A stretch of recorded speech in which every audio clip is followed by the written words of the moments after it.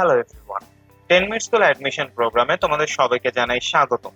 আশা করি তোমরা সবাই অনেক ভালো আছো। ব্যবস্থাপনা দ্বিতীয় পত্রের নতুন একটি লেকচার নিয়ে চলে এলাম আমি, অনিক হাসান। এবং আজকে আমরা ব্যবস্থাপনার যে অধ্যায়টি সম্পর্কে জানবো, এটা ব্যবস্থাপনার দ্বিতীয় পত্রের খুবই গুরুত্বপূর্ণ একটি অধ্যায় এবং এই অধ্যায়ে আমাদের অনেক কিছু শেখার আছে। আমরা আজকে ব্যবস্থাপনার দ্বিতীয় পত্রের তৃতীয় অধ্যায় সম্পর্কে জানবো, যে অধ্যায়ের নাম হচ্ছে পরিকল্পনা প্রণয়ন ও সিদ্ধান্ত গ্রহণ। এই অধ্যায়ে আমরা পরিকল্পনা কি, কিভাবে পরিকল্পনা প্রণয়ন করতে হয়, পরিকল্পনা প্রণয়নের সুবিধা, সীমাবদ্ধতা, কিভাবে ভালো পরিকল্পনা প্রণয়ন করা যায় এবং পরিকল্পনা কত প্রকার রয়েছে সে বিষয়ে জানবো। পাশাপাশি আমরা জানবো কিভাবে সিদ্ধান্ত গ্রহণ করতে হয়, সিদ্ধান্ত গ্রহণের ক্ষেত্রে কি কি বিষয়ে ভাবতে হয়, কি কি বিষয়ে খেয়াল রাখতে হয়, এই সকল বিষয়ে আমরা আমাদের আজকের এই লেকচারে জানব। পরিকল্পনা প্রণয়ন ও সিদ্ধান্ত গ্রহণ এই অধ্যায় থেকে সবসময় অ্যাডমিশন এক্সামগুলোতে প্রশ্ন হয়ে থাকে, তাই এই অধ্যায়টি খুবই গুরুত্বপূর্ণ একটি অধ্যায় এবং আশা করি তোমরা সবাই আজকের এই লেকচারের পর এই অধ্যায় সম্পর্কে আরো অনেক কিছু জানবে এবং তোমাদের প্রস্তুতি অনেক ভালো হবে। তো চলো দেরি না করে আমরা আমাদের আজকের এই লেকচারটি শুরু করে দেই। প্রথমেই যে প্রশ্ন চলে আসে তাকে বলা হয় পরিকল্পনা কি বা পরিকল্পনা কাকে বলে। পরিকল্পনা বলতে বোঝায় ভবিষ্যতে কি করা হবে তা আগাম ঠিক করে ফেলার প্রক্রিয়া। অর্থাৎ আমি ভবিষ্যতে কি করব, কিভাবে করব, কখন করব, কোথায় করব, আর কিভাবে করা যেতে পারে, এই সকল বিষয়ে চিন্তা করা এবং কি করা হবে ভবিষ্যতে সেটা আগাম ঠিক করে ফেলার যে প্রক্রিয়া তাকে আমরা পরিকল্পনা বলি। আমরা অনেক ক্ষেত্রেই পরিকল্পনা করে থাকি, বলা যায় আমরা প্রত্যেকদিন আমাদের প্রতিনিয়ত জীবনের একটা পার্ট হচ্ছে পরিকল্পনা বা প্ল্যানিং। আমরা পরিকল্পনা করি আমরা হয়তো পরবর্তী দিন কি করব, পরবর্তী সপ্তাহে কি করব, আমরা কবে একটা ট্যুরে যেতে পারবো, কবে আমরা কোথায় যাব, কবে আমাদের পরীক্ষা আসবে, পরীক্ষার আমরা কিভাবে প্রিপারেশন নিব, কবে কোথায় যাব, কি করব না করব, এরকম অনেক বিষয় আমরা চিন্তা ভাবনা করি। একইভাবে যে কোনো প্রতিষ্ঠানে ব্যবস্থাপনারও একটি কাজ হচ্ছে পরিকল্পনা। তারা পরিকল্পনা করে কোন কাজটা করা হবে, কবে করা হবে, কিভাবে করা হবে, কিভাবে করলে ভালো হয়, কিভাবে করলে ব্যবসায় লাভবান হবে, কিভাবে করলে ব্যবসায় ক্ষতিগ্রস্ত হবে, কিভাবে করলে কাজটা ঠিকভাবে করা যাবে, কিভাবে করলে কাজটা সমস্যা হতে পারে। এই সকল বিষয়ে চিন্তা করা, ভাবনা করা, কিভাবে কখন কোথায় কি করা হবে না করা হবে, এই সকল বিষয়ের যে সামগ্রিক প্রক্রিয়া তাকে আমরা পরিকল্পনা বলি। আশা করি তোমরা সবাই বুঝতে পেরেছো পরিকল্পনা কাকে বলে। এখন পরিকল্পনা কি এটা জানার পর যে বিষয় আমরা এখন জানবো সেটা হচ্ছে পরিকল্পনার বৈশিষ্ট্য। পরিকল্পনার বৈশিষ্ট্য বা যাকে আমরা বলি ফিচার্স অফ প্ল্যানিং, এই বৈশিষ্ট্য গুলো ডিফাইন করে কোনটা পরিকল্পনা কোনটা পরিকল্পনা নয়। আমরা বৈশিষ্ট্যের মাধ্যমে জানতে পারি পরিকল্পনা কোনটাকে আমরা বলবো, কোনটাকে আমরা পরিকল্পনা বলতে পারবো না। তো চলো পরিকল্পনার বৈশিষ্ট্যগুলো দেখে নিই। প্রথমেই যে বৈশিষ্ট্য নিয়ে আলোচনা করবো সেটা হচ্ছে পরিকল্পনার মুখ্যতা বা প্রাথমিকতা। তোমরা হয়তো অনেকে বুঝছো না পরিকল্পনার মুখ্যতা বা প্রাথমিকতা বলতে কি বোঝায়। এটাকে যদি সহজ করে বলতে চাই তাহলে বলতে হবে পরিকল্পনা হচ্ছে ব্যবস্থাপনা প্রক্রিয়ার সর্বপ্রথম কাজ। অর্থাৎ পরিকল্পনা ব্যবস্থাপনার যে সম্পূর্ণ প্রক্রিয়া, সে সম্পূর্ণ প্রক্রিয়ার সর্বপ্রথম কাজ হচ্ছে পরিকল্পনা। পরিকল্পনার উপর ভিত্তি করে বাকি সব ব্যবস্থাপকীয় কার্যক্রম করা হয়। অর্থাৎ ব্যবস্থাপনার যে কার্যাবলী, সেই কার্যাবলী শুরুই হয় পরিকল্পনা থেকে। পরিকল্পনার মাধ্যমে ব্যবস্থাপনা প্রক্রিয়া শুরু হয়। পরিকল্পনার দ্বিতীয় বৈশিষ্ট্য হচ্ছে পরিকল্পনা একটি চিন্তন মনন প্রক্রিয়া। অর্থাৎ পরিকল্পনার জন্য চিন্তা করতে হয়, পরিকল্পনার জন্য চিন্তা ভাবনা করে, অনেক কিছু চিন্তা করে, অনেক কিছু ভেবে, অনেক কিছু মনে নিয়ে এসে চিন্তার মাধ্যমে বিভিন্ন ক্ষেত্র বিবেচনা করে পরিকল্পনা তৈরি করা হয়। এই কারণে পরিকল্পনাকে বলা হয় একটি চিন্তন ও মনন প্রক্রিয়া, কারণ পরিকল্পনা সম্পূর্ণটাই চিন্তার উপর নির্ভরশীল এবং চিন্তার মাধ্যমেই, ধারণার মাধ্যমেই, ভাবনার মাধ্যমে পরিকল্পনা করা হয়। এছাড়া আরেকটি যে বৈশিষ্ট্য রয়েছে সেটাকে বলা হয় ভবিষ্যৎ কার্য পদ্ধতি সম্পর্কে অনুমান। পরিকল্পনার মাধ্যমে আমরা ধারণা পাই আমরা ভবিষ্যতে কোন কাজটি করব, কিভাবে করব, কবে করব, কিভাবে করলে ভালো হবে, কোন ভাবে করা উচিত, কোন ভাবে করা উচিত নয়। অর্থাৎ ভবিষ্যতে আমি যে কাজ করব সেই কাজ করার যে পদ্ধতি, এই কার্য পদ্ধতি সম্পর্কে অনুমান পাওয়া যায় পরিকল্পনার মাধ্যমে। অর্থাৎ পরিকল্পনা সম্পর্কে বোঝা যায় ভবিষ্যতে কোন কাজটা কোন পদ্ধতিতে হবে, কোন কাজটা কিভাবে করা যেতে পারে এবং কিভাবে করলে আমার কাজটা আমি সঠিকভাবে সুষ্ঠুভাবে করতে পারবো। এছাড়া পরিকল্পনার আরেকটা বৈশিষ্ট্য হচ্ছে উদ্দেশ্যমুখিতা। পরিকল্পনা যে কোনো উদ্দেশ্যে করা হয়। আমরা দৈনন্দিন বা যে কোনো সময় যেই প্ল্যানই করে থাকি না কেন, সেটা করা হয় কোনো একটি উদ্দেশ্যে। হয়তো আমরা একটা ট্যুরে যাব, এটার পরিকল্পনা, এখানে উদ্দেশ্য হচ্ছে ট্যুর দেওয়া। একটা ব্যবসায় পরিকল্পনা করা হচ্ছে ভবিষ্যতে কোন কাজটা কিভাবে হবে, কিভাবে বিক্রি বাড়ানো যাবে, কিভাবে কাস্টমার বাড়ানো যাবে, কিভাবে সুনাম অর্জন করা যাবে। অর্থাৎ উদ্দেশ্যমুখিতা পরিকল্পনার একটি বৈশিষ্ট্য, কারণ পরিকল্পনা সবসময় কোন একটি উদ্দেশ্যে, কোন একটি উদ্দেশ্য অর্জনের জন্য পরিকল্পনা করা হয়। এছাড়া তথ্য নির্ভরশীলতা পরিকল্পনার আরেকটা বৈশিষ্ট্য, কারণ পরিকল্পনা করার সময় আমরা অনেক কিছু চিন্তা করি, অনেক কিছু আমরা ভেবে নেই, ধরে নেই, অনেক তথ্য আমাদের দরকার হয় এবং সে সকল তথ্যের উপর ভিত্তি করে, তথ্যের উপর আমরা বেস করে একটা পরিকল্পনা করি। তাই পরিকল্পনা তথ্যের উপর নির্ভরশীল। পরিকল্পনাতে বিভিন্ন তথ্য ব্যবহার করা হয়, তথ্যগুলো কিভাবে ব্যবহার করা যায় এবং তথ্যগুলো ব্যবহার করেই পরিকল্পনা করা হয় কোন কাজটা কিভাবে করা যাবে, কবে করা যাবে, কোন সময় করা হবে, কি পদ্ধতি বা কি প্রক্রিয়াতে করা যাবে। তথ্যের উপর ভিত্তি করে পরিকল্পনা যেহেতু চলে আসে এবং পরিকল্পনা করা হয় অধিকাংশ ক্ষেত্রেই, তাই পরিকল্পনা তথ্য নির্ভরশীল। তাই পরিকল্পনার একটি বৈশিষ্ট্য হচ্ছে তথ্য নির্ভরশীলতা। এরপর চলে আসি পরবর্তী বৈশিষ্ট্যে, যা হচ্ছে উত্তম বিকল্প। পরিকল্পনার ক্ষেত্রে সবসময় ম্যান্ডেটরি না যে পরিকল্পনার ক্ষেত্রে আমরা একটা পরিকল্পনা বা একটা বিকল্পই আমরা গ্রহণ করব। পরিকল্পনার ক্ষেত্রে বেশ কয়েকটা বিকল্প রাখা যায় এবং সেখান থেকে উত্তম যে বিকল্প, সেই বিকল্প গ্রহণ করা হয়। অনেক সময় আমরা নিজেরাও 2-3টা প্ল্যান করি এবং ওই প্ল্যানগুলোর মধ্যে যেই প্ল্যানটা বেশি ফিজিবল মনে হয়, যে প্ল্যানটা মনে হয় খুব সহজে করা যাবে, যে প্ল্যানটা মনে হয় আমরা খুব ভালোভাবে করতে পারবো, তাকে উত্তম বিকল্প বলে এবং আমরা উত্তম বিকল্পটাই সচরাচর গ্রহণ করে থাকি। সাধারণত অনেকগুলো বিকল্প থেকে বাস্তবতা বিবেচনায় যে বিকল্পটা সবচেয়ে গ্রহণযোগ্য, সেটাকে আমরা পরিকল্পনা হিসেবে ফিক্স করি। এবার চলে আসি পরবর্তী বৈশিষ্ট্য, সেটা হচ্ছে নিরবিচ্ছিন্নতা। পরিকল্পনা একটা নিরবিচ্ছিন্ন প্রক্রিয়া। এই পরিকল্পনা, একটি পরিকল্পনার যখন কার্যকারিতা নষ্ট হয়ে যায় বা শেষ হয়ে যায়, সেটা শেষ হয়ে যাওয়ার পূর্বেই নতুন একটি পরিকল্পনা করা হয়। কারণ পরিকল্পনা ছাড়া কোনো ব্যবসায় জানে না সে পরবর্তী কি করবে, বা কোনো ব্যবস্থাপনা জানে না তাদের পরবর্তী কার্যক্রমটা কি। তাই একটি পরিকল্পনা শেষ হতে না হতেই আরেকটি পরিকল্পনা শুরু করে দেওয়া হয়, যাকে আমরা বলি পরিকল্পনার নিরবিচ্ছিন্নতা। পরিকল্পনার একটি বৈশিষ্ট্য হচ্ছে নিরবিচ্ছিন্নতা। এরপর যৌক্তিক পদ্ধতি। পরিকল্পনার ক্ষেত্রে অবশ্যই অযৌক্তিক কোনো কিছু গ্রহণ করা হয় না। পরিকল্পনার ক্ষেত্রে সবসময় যৌক্তিক পদ্ধতিগুলো গ্রহণ করা হয়, কারণ পরিকল্পনা একটি যৌক্তিক পদ্ধতি। এখানে যুক্তিসঙ্গত বিষয়ে চিন্তা করা হয়, যুক্তিসঙ্গত বিষয়গুলোকেই ধারণায় নিয়ে আসা হয় এবং যেই পরিকল্পনাটি সবচেয়ে যৌক্তিক সেটি গ্রহণ করা হয়। এখন আমরা চাইলে অনেক কিছু পরিকল্পনা করতে পারি, কিন্তু বাস্তবতার সাথে সকল পরিকল্পনার সামঞ্জস্য নাও থাকতে পারে, সকল পরিকল্পনা যৌক্তিক নাও হতে পারে। তাই পরিকল্পনার একটি বৈশিষ্ট্য হচ্ছে পরিকল্পনার যৌক্তিক পদ্ধতি, কারণ এখানে যৌক্তিক যেই বিকল্পগুলো সেগুলোই চুজ করা হয়। এরপর চলে আসি নমনীয়তা। পরিকল্পনার একটি বৈশিষ্ট্য হচ্ছে নমনীয়তা, কারণ পরিকল্পনা সবসময় যে কাজ করবে বা সবসময় আমরা একবার চিন্তা করার ফলে আমরা সবসময় উত্তম পরিকল্পনাটা যে আমাদের চলে আসবে, সেটা কিন্তু নয়। অনেক সময় পরিকল্পনা ঠিক মতো কাজ করে না, বা একটা পরিকল্পনা প্রণয়নের পর আরো ভালো পরিকল্পনা মাথায় আসে। এই কারণে তখন নমনীয়তা একটি বৈশিষ্ট্য, যার মাধ্যমে কি করা যায়, পরিকল্পনায় চাইলেই চেঞ্জ আনা যায়, পরিকল্পনাটাকে ফ্লেক্সিবল ভাবে চেঞ্জ করা যায়, মডিফাই করা যায়, যার মাধ্যমে পরিবর্তন করে আরো ভালোভাবে পরিকল্পনা প্রণয়ন করা যায়। পরিকল্পনার এই পরিবর্তন করার যে পদ্ধতি বা যেই সুবিধা, তাকে আমরা নমনীয়তা বলি এবং নমনীয়তা পরিকল্পনার একটি বৈশিষ্ট্য।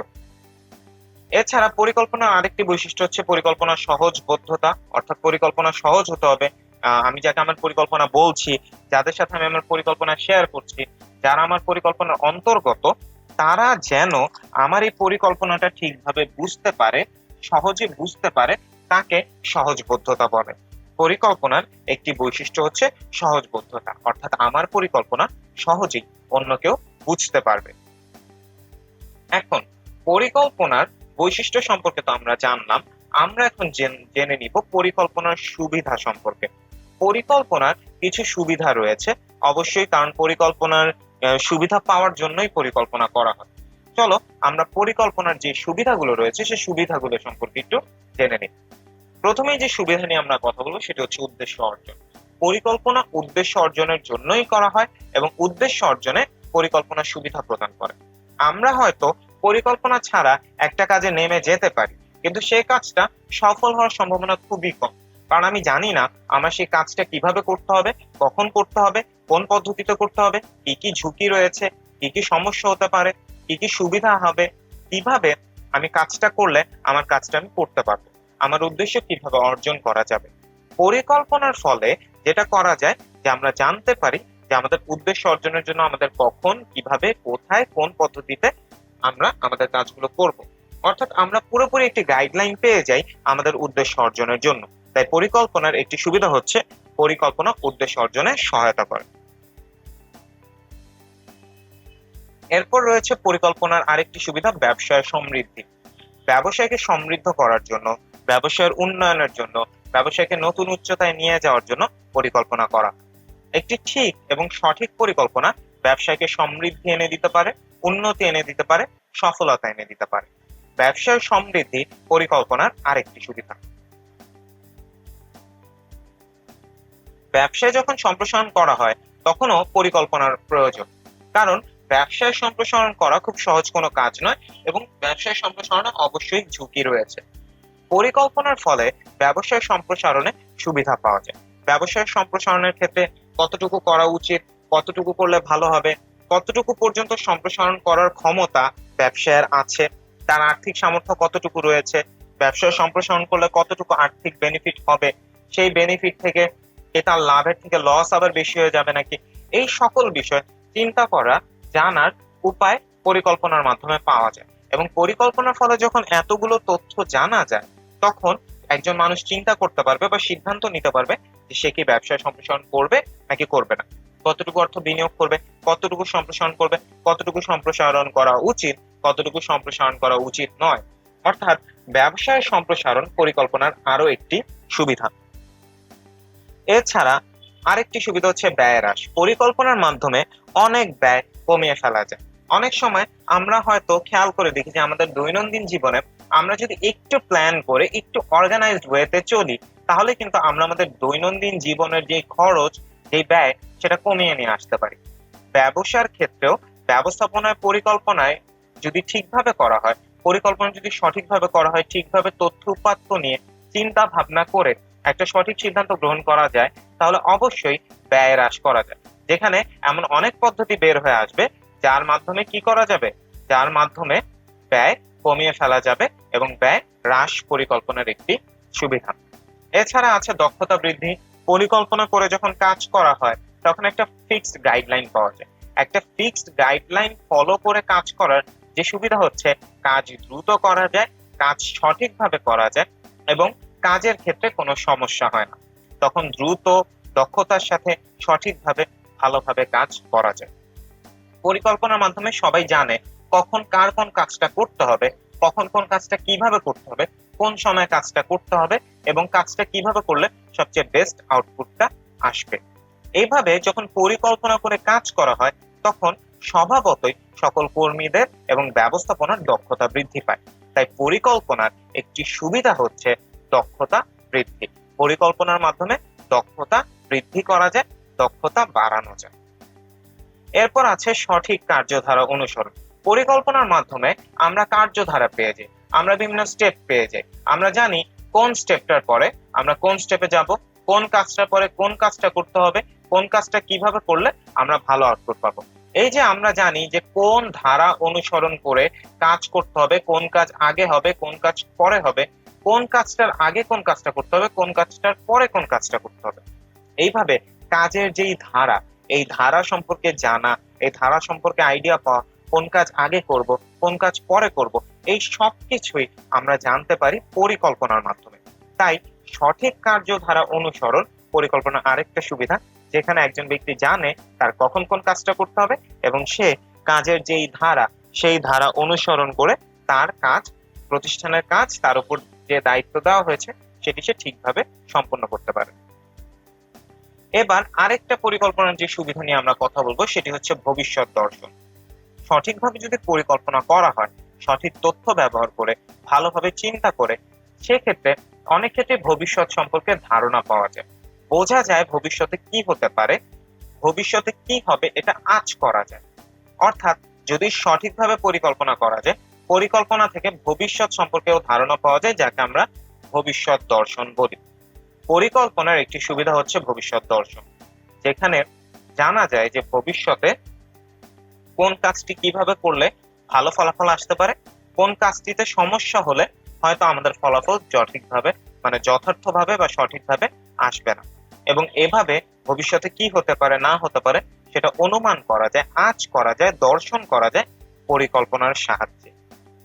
এছাড়া আমাদের অবশ্যই মনে রাখতে হবে পরিকল্পনা সমস্যা সমাধানেও সুবিধা দেয়। আমরা যখনই কোনো সমস্যায় পড়ি, যখন কোনো সমস্যা ফেস করি, যখন আমাদের মনে হয় কোনো সমস্যা হতে পারে, কোনো সমস্যার সম্মুখীন আমরা হতে পারি, তখন আমরা পরিকল্পনা করি। পরিকল্পনার মাধ্যমে আমরা চিন্তা করি, আমরা বিভিন্ন তথ্য উপাত্ত ব্যবহার করি, আমরা জানি আমাদের কাছে কতগুলো বিকল্প থাকে, সেই বিকল্পগুলো আমরা নির্ণয় করতে পারি, সেই বিকল্প থেকে আমরা যে কোনো একটি বিকল্প চুজ করতে পারি, এবং এর মাধ্যমে আমরা যে সমস্যা ফেস করছি সেই সমস্যার আমরা সমাধান করতে পারি। এই যে সমস্যা সমাধান, এটাকে পরিকল্পনার একটা সুবিধা বলা হয়, কারণ পরিকল্পনার মাধ্যমে আমরা সমস্যা সমাধান করি। আমরা আমাদের ব্যক্তিগত জীবন হোক, প্রাতিষ্ঠানিক বিভিন্ন কার্যক্রম হোক, সব জায়গায় যখন একটা সমস্যায় পড়ি আমরা চিন্তা করি, বিভিন্ন তথ্য উপাত্ত সংগ্রহ করি, সেগুলোর ভিত্তিতে আমরা পরিকল্পনা নেই, যাতে আমরা আমাদের যেই চলমান সমস্যা সেই সমস্যার একটা সমাধান করতে পারি। এখন পরিকল্পনার যেই বৈশিষ্ট্যগুলো, সেই বৈশিষ্ট্যগুলো নিয়ে তো আমরা আলোচনা করলাম। এখন আমরা একটু পরিকল্পনার সীমাবদ্ধতা নিয়েও আলোচনা করব, কারণ যখন পরিকল্পনা করা হয় তখন পরিকল্পনার কিছু উপাদান বা উপকরণের যদি সমস্যা থাকে, সেক্ষেত্রে পরিকল্পনার সীমাবদ্ধতা আছে, পরিকল্পনা সীমাবদ্ধ হয়ে যায়, এবং হতে পারে আমাদের পরিকল্পনা কাজ নাও করতে পারে। তো চলো আমরা পরিকল্পনার যে সীমাবদ্ধতাগুলো রয়েছে সেই সীমাবদ্ধতাগুলো দেখে নিই। প্রথমেই যে সীমাবদ্ধতা সেটা হচ্ছে পটভূমি নির্ধারণে অসুবিধা। আমরা যে পরিকল্পনা করব, আমাদের পরিকল্পনাটা কিসের ভিত্তিতে হবে, কিসের উপর বেস করে আমরা পরিকল্পনা করব, আমরা সেই পটভূমিটা নির্ধারণ করতে অনেক সময় অনেকে অসুবিধা ফেস করে। অনেকেই বুঝে না কোন পটভূমির উপরে ভিত্তি করে সে পরিকল্পনা করবে, পরিকল্পনার ক্ষেত্রে সে কি কি বিষয় চিন্তা করবে, কি কি বিষয় চিন্তা করবে না, কোন কোন তথ্যগুলো তার পরিকল্পনা গ্রহণের প্রয়োজনীয়, কোন কোন তথ্যগুলো তার পরিকল্পনা গ্রহণের ক্ষেত্রে অপ্রয়োজনীয়। পটভূমি নির্ধারণের ক্ষেত্রে যদি কেউ সমস্যা ফেস করে বা সে যদি একটা ভুল করে বসে, তাহলে তার পরিকল্পনা ভুল হওয়ার একটা সম্ভাবনা আছে, এবং পরিকল্পনা ভুল হলে সে পরিকল্পনা ব্যর্থ হওয়ার বা সফল না হওয়ার একটা সম্ভাবনা থেকে যায়। তাই পটভূমি নির্ধারণে অসুবিধা পরিকল্পনার একটি সীমাবদ্ধতা। পরিকল্পনার আরেকটি সীমাবদ্ধতা হচ্ছে সময় সাপেক্ষ। পরিকল্পনা দ্রুত নেওয়া যায় না, 1-2 মিনিটে বা খুব দ্রুত নেওয়া পরিকল্পনা অধিকাংশ সময় কখনোই সেটা সাস্টেইনেবল হয় না বা টেকসই হয় না। তাই পরিকল্পনা অনেক সময় নিয়ে চিন্তা ভাবনা করে, তথ্য ব্যবহার করে, অনেক কিছু ধারণায় জ্ঞানে নিয়ে এরপর পরিকল্পনা করা হয়, যেই কারণে পরিকল্পনাকে একটি সময় সাপেক্ষ কাজ হিসেবে ধরা হয়। পরিকল্পনা চাইলেই খুব দ্রুত করে ফেলা যায় না, কারণ পরিকল্পনার ক্ষেত্রে অনেক কিছু চিন্তা করতে হয়, অনেক কিছু হিসাবে আনতে হয়, অনেকগুলো ফ্যাক্টরস কনসিডার করতে হয়, এবং এই কারণে পরিকল্পনা একটি সময় সাপেক্ষ ব্যাপার।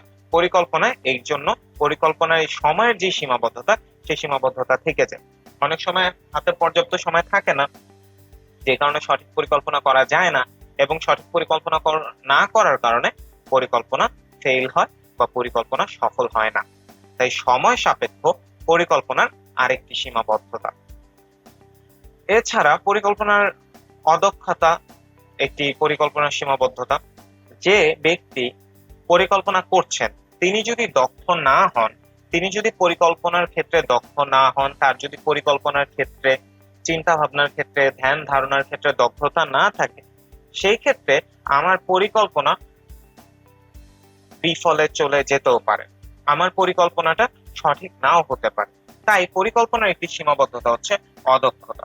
পরিকল্পনার ক্ষেত্রে অবশ্যই একজন দক্ষ ব্যক্তির দ্বারা, একজন দক্ষ ব্যক্তিকে নিয়ে পরিকল্পনা করা ভালো। একজন দক্ষ ব্যক্তির উপরই পরিকল্পনার যেই দায়িত্ব, সেই দায়িত্বটা দেওয়া উচিত।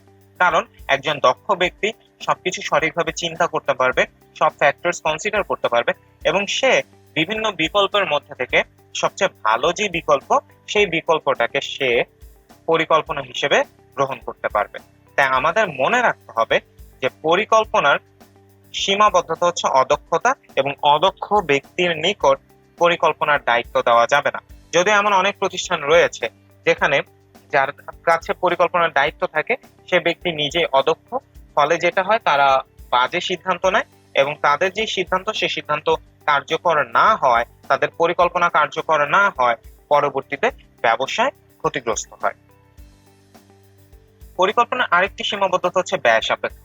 অনেক সময় পরিকল্পনা করার ক্ষেত্রে ব্যয় তৈরি হয়, ব্যয় সৃষ্টি হয়। কারণ পরিকল্পনার ক্ষেত্রে অনেক কিছু কাজ রয়েছে, এই সকল কাজের জন্য যেমন ব্যয় হয়, একইভাবে এই পরিকল্পনার জন্য যে লোক রাখা হয় তাকেও বেতন বা কমিশন প্রদান করতে হয়। অর্থাৎ পরিকল্পনায় দক্ষ ব্যক্তির ব্যবহারের ক্ষেত্রে যেমন খরচ রয়েছে, পাশাপাশি পরিকল্পনা প্রণয়ন থেকে শুরু করে বাস্তবায়ন পর্যন্ত পুরা যে সময়টি, এই সময়টি তো বেশ কিছু ব্যয় সংঘটিত হয়ে থাকে।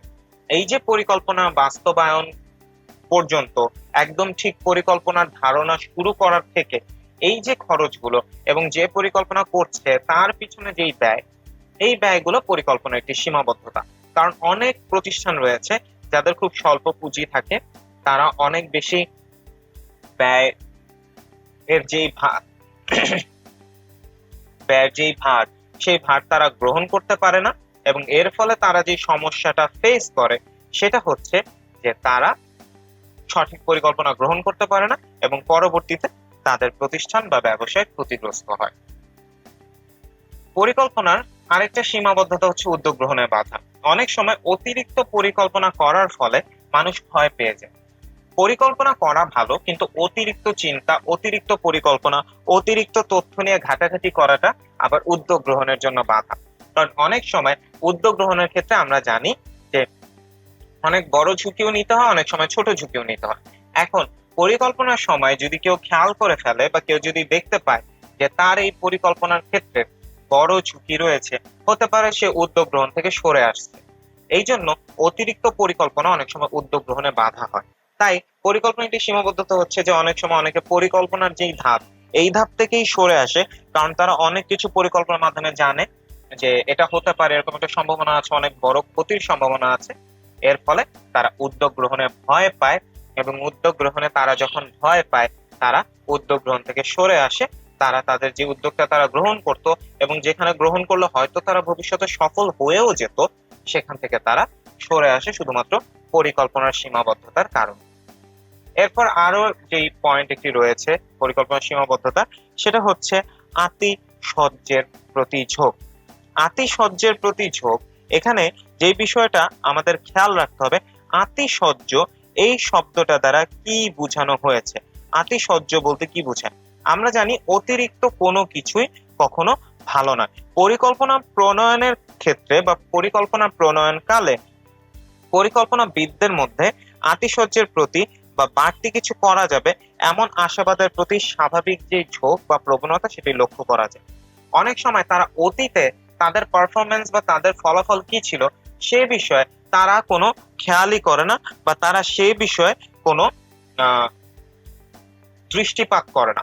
ফলে যেটা হয়, তারা অতিরিক্ত আশা করে ফেলে, অনেক কিছু চিন্তা করে ফেলে, এবং বাড়তি কিছুর প্রতি তারা তাদের ঝোঁক বা প্রবণতা চলে যায়। এর ফলে অনেক সময় তারা এমন কিছু ডিসিশন নিয়ে নেয় যে ডিসিশনের ফলে তারা ক্ষতিগ্রস্ত হয়, এবং অতিরিক্ত আশা, অতিরিক্ত উৎসাহের ফলে তারা সঠিক দিক নির্দেশনা দিতে ব্যর্থ হয়।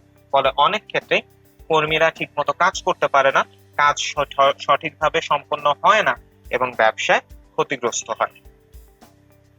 এছাড়া পরিকল্পনার আরেকটি সীমাবদ্ধতা হচ্ছে বাহ্যিক সমস্যা সমাধানে অক্ষমতা। প্রতিষ্ঠানের ভিতরের যে সমস্যা, তা আমরা পরিকল্পনার মাধ্যমে ঠিক করে ফেলতে পারি, সমাধান করে ফেলতে পারি, কিন্তু প্রতিষ্ঠানের বাইরের যে সমস্যা, সেই সমস্যায় অধিকাংশ সময় সেই সমস্যায় আমাদের হস্তক্ষেপ আমরা করতে পারি না, আমাদের ক্ষমতা থাকে না। তো পরিকল্পনার একটি সীমাবদ্ধতা হচ্ছে যে পরিকল্পনার মাধ্যমে অভ্যন্তরীণ সমস্যা সমাধান করা গেলেও বাহ্যিক সমস্যা সমাধান করা যায় না। অর্থাৎ পরিকল্পনার একটি সীমাবদ্ধতা হচ্ছে বাহ্যিক সমস্যা সমাধানে অক্ষমতা। পরিকল্পনার মাধ্যমে প্রতিষ্ঠানের অভ্যন্তরীণ সমস্যা সমাধান করা গেলেও পরিকল্পনার কারণে প্রতিষ্ঠানের বাহ্যিক যেই সমস্যা সেই সমস্যা সমাধান করা যায় না। এখন পরিকল্পনার সীমাবদ্ধতা সম্পর্কে তো আমরা জানলাম, আমরা এখন জানবো পরিকল্পনা প্রণয়নের বিভিন্ন পদক্ষেপ। অর্থাৎ যখন একটা পরিকল্পনা প্রণয়ন করা হয় তখন কি কি পদক্ষেপ গ্রহণ করা হয়, কি কি ধাপ পরিকল্পনা প্রণয়নের ক্ষেত্রে অতিক্রম করা হয়। পরিকল্পনা প্রণয়নের ক্ষেত্রে প্রথমে যে পদক্ষেপটা গ্রহণ করা হয় সেটি হচ্ছে ভবিষ্যৎ সুযোগ সুবিধা মূল্যায়ন। আমি একটা পরিকল্পনা গ্রহণ করব, আমার অবশ্যই যে কাজটি করতে হবে প্রতিষ্ঠানের অভ্যন্তরীণ শক্তি, দুর্বলতা, বাহ্যিক সুযোগ এই সব কিছু চিন্তায় নিয়ে ভবিষ্যৎ অবস্থা কেমন হতে পারে সেটা আগাম মূল্যায়ন করে নাও, অর্থাৎ অগ্রিম মূল্যায়ন করে নাও। আমি আগেই মূল্যায়ন করে নিব যে ভবিষ্যতে আমি কি সুযোগ সুবিধা পেতে পারি আমি যে পরিকল্পনা গ্রহণ করছি সেই পরিকল্পনার মাধ্যমে। এই পরিকল্পনা আমাকে কি কি সুবিধা এনে দিতে পারে, এই পরিকল্পনার সাহায্যে আমি কি কি সুযোগ সুবিধা পেতে পারি, আমার কি কি শক্তি রয়েছে, কি কি দুর্বলতা রয়েছে, আমি কি কি সুযোগ পেতে পারি, কি কি বাধা আসতে পারে, এই সবকিছু নিয়ে চিন্তা করে ভবিষ্যৎ সুযোগ সুবিধা মূল্যায়ন করা পরিকল্পনা প্রণয়নের বলা যায় প্রথম পদক্ষেপ। দ্বিতীয় যে পদক্ষেপ সেটি হচ্ছে লক্ষ্য নির্ধারণ। পরিকল্পনা করা হয় লক্ষ্য নির্ধারণের মাধ্যমে। ধরো তুমি পরিকল্পনা করছো যে তুমি আজকে থেকে 5 বছর পর নিজের একটি ব্যবসায় দিতে চাও। এখানে তোমার লক্ষ্য হচ্ছে কি, তুমি 5 বছর পর নিজের ব্যবসা স্থাপন করবে।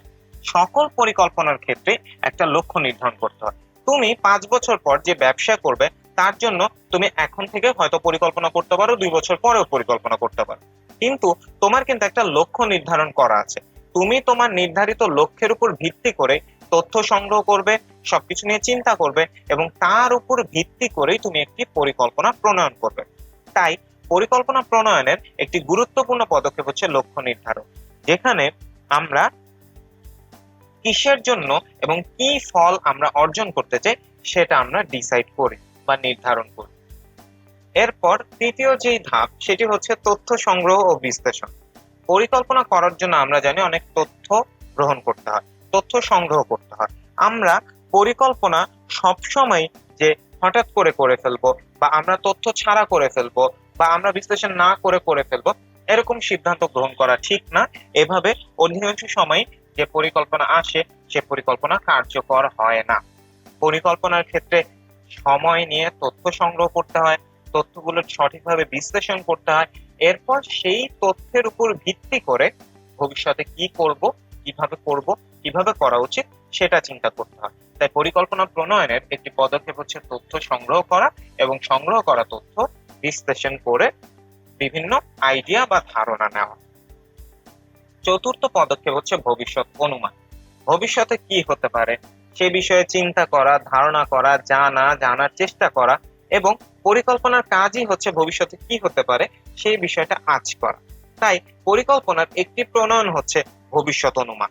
আমি যে একটা কাজ করব, আমি যে একটা সিদ্ধান্ত নিব, আমি যে পরিকল্পনা একটা বিষয় অন্তর্ভুক্ত করব, এর ফলাফল ভবিষ্যতে কি হতে পারে, কি রূপ প্রভাব পড়তে পারে, কোন প্রভাব ভালো, কোন প্রভাব খারাপ, ভবিষ্যতে কি অবস্থার মধ্যে দিয়ে আমি যেতে পারি, এই সব কিছু চিন্তা করা হচ্ছে ভবিষ্যৎ অনুমান। যেখানে আমরা অনুমান করব আমার বর্তমানে প্রণয়ন করা পরিকল্পনা ভবিষ্যতে আমার জন্য কি নিয়ে আসতে পারে। সেটা ভালো ফলাফলও হতে পারে, সেটা খারাপ ফলাফলও হতে পারে। পরবর্তী যে পদক্ষেপ সেটি হচ্ছে বিকল্প স্থিরকরণ। আমরা বিকল্প স্থির করব, আমরা কিভাবে লক্ষ্যে পৌঁছাবো এর জন্য আমরা বিভিন্ন বিকল্প কার্যপদ্ধতি দাঁড়া করাবো। আমরা একটা গোলের জন্যই তো কাজ করি, পরিকল্পনা করা হয় কোনো লক্ষ্য বা গোলের জন্য। এখন সেক্ষেত্রে আমি হয়তো কয়েকটা বিকল্প স্থির করলাম যে আমার plan A, plan B, plan C. এই যে আমার কাছে 3টা আলাদা আলাদা বিকল্প রয়েছে, আলাদা আলাদা 3টা প্ল্যান রয়েছে, এই 3টা প্ল্যান স্থির করা বা এর বাইরে আমি কোনো পরিকল্পনা নিব না, এর মধ্যে থেকে আমি কোনো একটি পরিকল্পনাগুলোকে মূল্যায়ন করব এবং তার মধ্য থেকে আমি একটি পরিকল্পনা গ্রহণ করব। এই প্রক্রিয়াকে বলা হয় বিকল্প স্থিরকরণ, যেখানে আমরা চিন্তা করি, আমরা বিভিন্ন বিকল্প দ্বারা করাই, বিভিন্ন বিকল্প রেডি করি এবং এই বিকল্পগুলো থেকে আমরা আমাদের পরবর্তী যে কার্যক্রম সেই কার্যক্রমগুলো করি। যেমন বিকল্প স্থির করার পর আমাদের পরবর্তী কাজ হচ্ছে বিকল্প মূল্যায়ন করা। অর্থাৎ আমার এখানে এ বিকল্পটি কিরকম, বি বিকল্পটি কিরকম, সি বিকল্পটি কিরকম, এরকম ভাবে আমার যে বিকল্পগুলো রয়েছে সেই বিকল্পগুলো নিয়ে চিন্তা করা, আরো ভালোভাবে সেগুলো নিয়ে জানা, সেগুলোকে এর মধ্যে কোনটার সুবিধা কি, কোনটার অসুবিধা কি, কোনটা ভালো, কোনটা বেশি ভালো, কোনটা আমার প্রতিষ্ঠানের জন্য উপযোগী, কোনটা উপযোগী নয়, কোনটার ক্ষেত্রে সফল হওয়ার সম্ভাবনা বেশি, কোনটায় বিফল হওয়ার সম্ভাবনা বেশি, কোনটায় ঝুঁকি কিরকম, এই সব কিছু নিয়ে চিন্তা করা এবং এর উপর ভিত্তি করে প্রত্যেকটাকে কোনটা ভালো কোনটা খারাপ এরকম চিন্তা ভাবনা নিয়ে আসা কে আমরা বিকল্প মূল্যায়ন বলি। যেখানে আমার সেট করা বিকল্পগুলোকে আমি মূল্যায়ন করি কোনটা ভালো কোনটা খারাপ, কোনটা গ্রহণ করা উচিত কোনটা গ্রহণ করা উচিত নয়। বিকল্প মূল্যায়নের পর যে কাজটা করা হয় সেটি হচ্ছে যতগুলো বিকল্প রয়েছে তার মধ্যে যে বিকল্পটি সর্বোত্তম অর্থাৎ সবচেয়ে ভালো, বেস্ট যে বিকল্পটি, সেই বিকল্পটি গ্রহণ করা। অর্থাৎ আমি আমার প্রতিষ্ঠানের জন্য সবসময় সবচেয়ে ভালোটাই চাব। পরিকল্পনার ক্ষেত্রে এর ব্যতিক্রম হবে না বা এর ব্যতিক্রম হওয়ার কথা না। তাই আমরা যে কাজটি করব সেটা হচ্ছে যখন পরিকল্পনা করব, পরিকল্পনার একটি পদক্ষেপ বা একটি ধাপ থাকবে যেখানে আমরা সর্বোত্তম বিকল্প গ্রহণ করব। ধরে নিলাম এখানে আমার এই তিনটি বিকল্পের ভিতর প্ল্যান বি বেস্ট, তখন আমি এই প্ল্যান বি টাকেই গ্রহণ করব এবং এই প্ল্যান বি কে গ্রহণ করা এই তিনটা বিকল্প বা তিনটা প্ল্যানের মধ্যে এই যে আমি বি বিকল্প বা বি প্ল্যানটি গ্রহণ করছি এটাকেই বলা হয় সর্বোত্তম বিকল্প গ্রহণ করা। এছাড়া অনেক সময় মেইন পরিকল্পনার সাথে আরো অনেক ছোট ছোট বা সহায়ক পরিকল্পনা দরকার হয়। আমরা যখন সর্বোত্তম বিকল্পটা গ্রহণ করব এর পাশাপাশি আমার সেই যেই বিকল্পটি আমি গ্রহণ করেছি বা যেই পরিকল্পনাটি আমি গ্রহণ করছি এই পরিকল্পনাটা সঠিকভাবে প্রণয়ন করার জন্য আমার আর কি কি সহায়ক কার্যক্রম প্রয়োজন সেই সহায়ক কাজগুলোর পরিকল্পনাও করে ফেলতে হবে। এর মাধ্যমে আমি সহায়ক কাজগুলো আগে করে ফেলতে পারবো এবং সহায়ক কাজগুলো আগে যদি আমি সঠিকভাবে করে ফেলতে পারি তখন আমার যে মেইন প্ল্যান বা আমার যে সর্বোত্তম যে বিকল্পটি আমি গ্রহণ করেছি সেই বিকল্পটি প্রণয়ন করা আমার জন্য আরো সহজ হয়ে যাবে। এখন এই পার্টটুকু একটু মুছে দেই, না হলে তোমাদের দেখতে অসুবিধা হবে। হ্যাঁ, ওকে। এখন আমরা কথা বলবো পরবর্তী পদক্ষেপ নিয়ে। পরবর্তী পদক্ষেপ কি? কার্যারম্ভের সময় নির্ধারণ, অর্থাৎ কার্যারম্ভ বা কবে আমরা কাজটি শুরু করব সেই সময়টি নির্ধারণ। পরিকল্পনার ক্ষেত্রে নির্দিষ্ট একটা স্টার্টিং ডেট ধরা হয় যে আমি কবে থেকে আমার কাজ শুরু করব, কোন সময় থেকে আমার কাজ শুরু করব এবং এই যে কবে থেকে কোন সময় থেকে আমি কাজ শুরু করব, কাজ আরম্ভ করব, এইটা নির্ধারণ করাকে বলা হয় কার্যারম্ভের সময় নির্ধারণ। পরিকল্পনা প্রণয়নের একটি পদক্ষেপ হচ্ছে কার্যারম্ভের সময় নির্ধারণ। এখন কার্যারম্ভের সময় নির্ধারণ করার পর আমার পরিকল্পনা অনুযায়ী আমার কি কি কাজ করতে হবে, কি কি কাজ করা উচিত, কোন কোন কাজ না করলেও চলবে, কোন কাজ আগে করব, কোন কাজ পরে করব, এই সকল বিষয় নিয়ে কাজ করাকে আমরা বলি কার্যক্রম নির্ধারণ। আমি যখন আমার পরিকল্পনা বাস্তবায়ন করতে যাব তখন অবশ্যই আমার বেশ কিছু কাজ করতে হবে আমি যদি চাই আমার পরিকল্পনাটাকে বাস্তবে নিয়ে আসতে, বা আমার পরিকল্পনার মাধ্যমে যদি আমি সফল হতে চাই আমার অবশ্যই কিছু কাজ করতে হবে। এই যে আমি কোন কাজগুলো করব, কি কি কাজ করব, এইটা ফিক্স করা বা নির্ধারণ করার যে প্রক্রিয়া তাকে আমরা বলি কার্যক্রম নির্ধারণ। পরবর্তী কাজ হচ্ছে পরীক্ষামূলক প্রয়োগ। আমরা যে কোনো কিছুর ক্ষেত্রে এই সর্বপ্রথম টেস্ট করি বা সেটার ফিজিবিলিটি বা সম্ভাব্যতা যাচাই করি বা চেক করি। এখন পরিকল্পনার ক্ষেত্রেও এর বিকল্প নয়। পরিকল্পনাও সব প্রথমে পরীক্ষামূলক প্রয়োগ করে নেওয়া ভালো, প্রয়োগ করা উচিত। কারণ পরীক্ষামূলক প্রয়োগের ফলে কারো যদি নির্ণয়ে কোনো ভুল থাকে সেই ভুলটা ধরা পড়ে। আমরা যেহেতু মানুষ, মানুষের ভুল হওয়াটা অস্বাভাবিক কিছু না। এখন একজন ব্যক্তি যে ব্যক্তি এই পরিকল্পনা করছে হতে পারে সে পরিকল্পনার সময় কোন একটি ফ্যাক্টর কনসিডার করেনি, কোন একটি বিষয় তার মাথায় তখন ইনস্ট্যান্ট চলে আসেনি।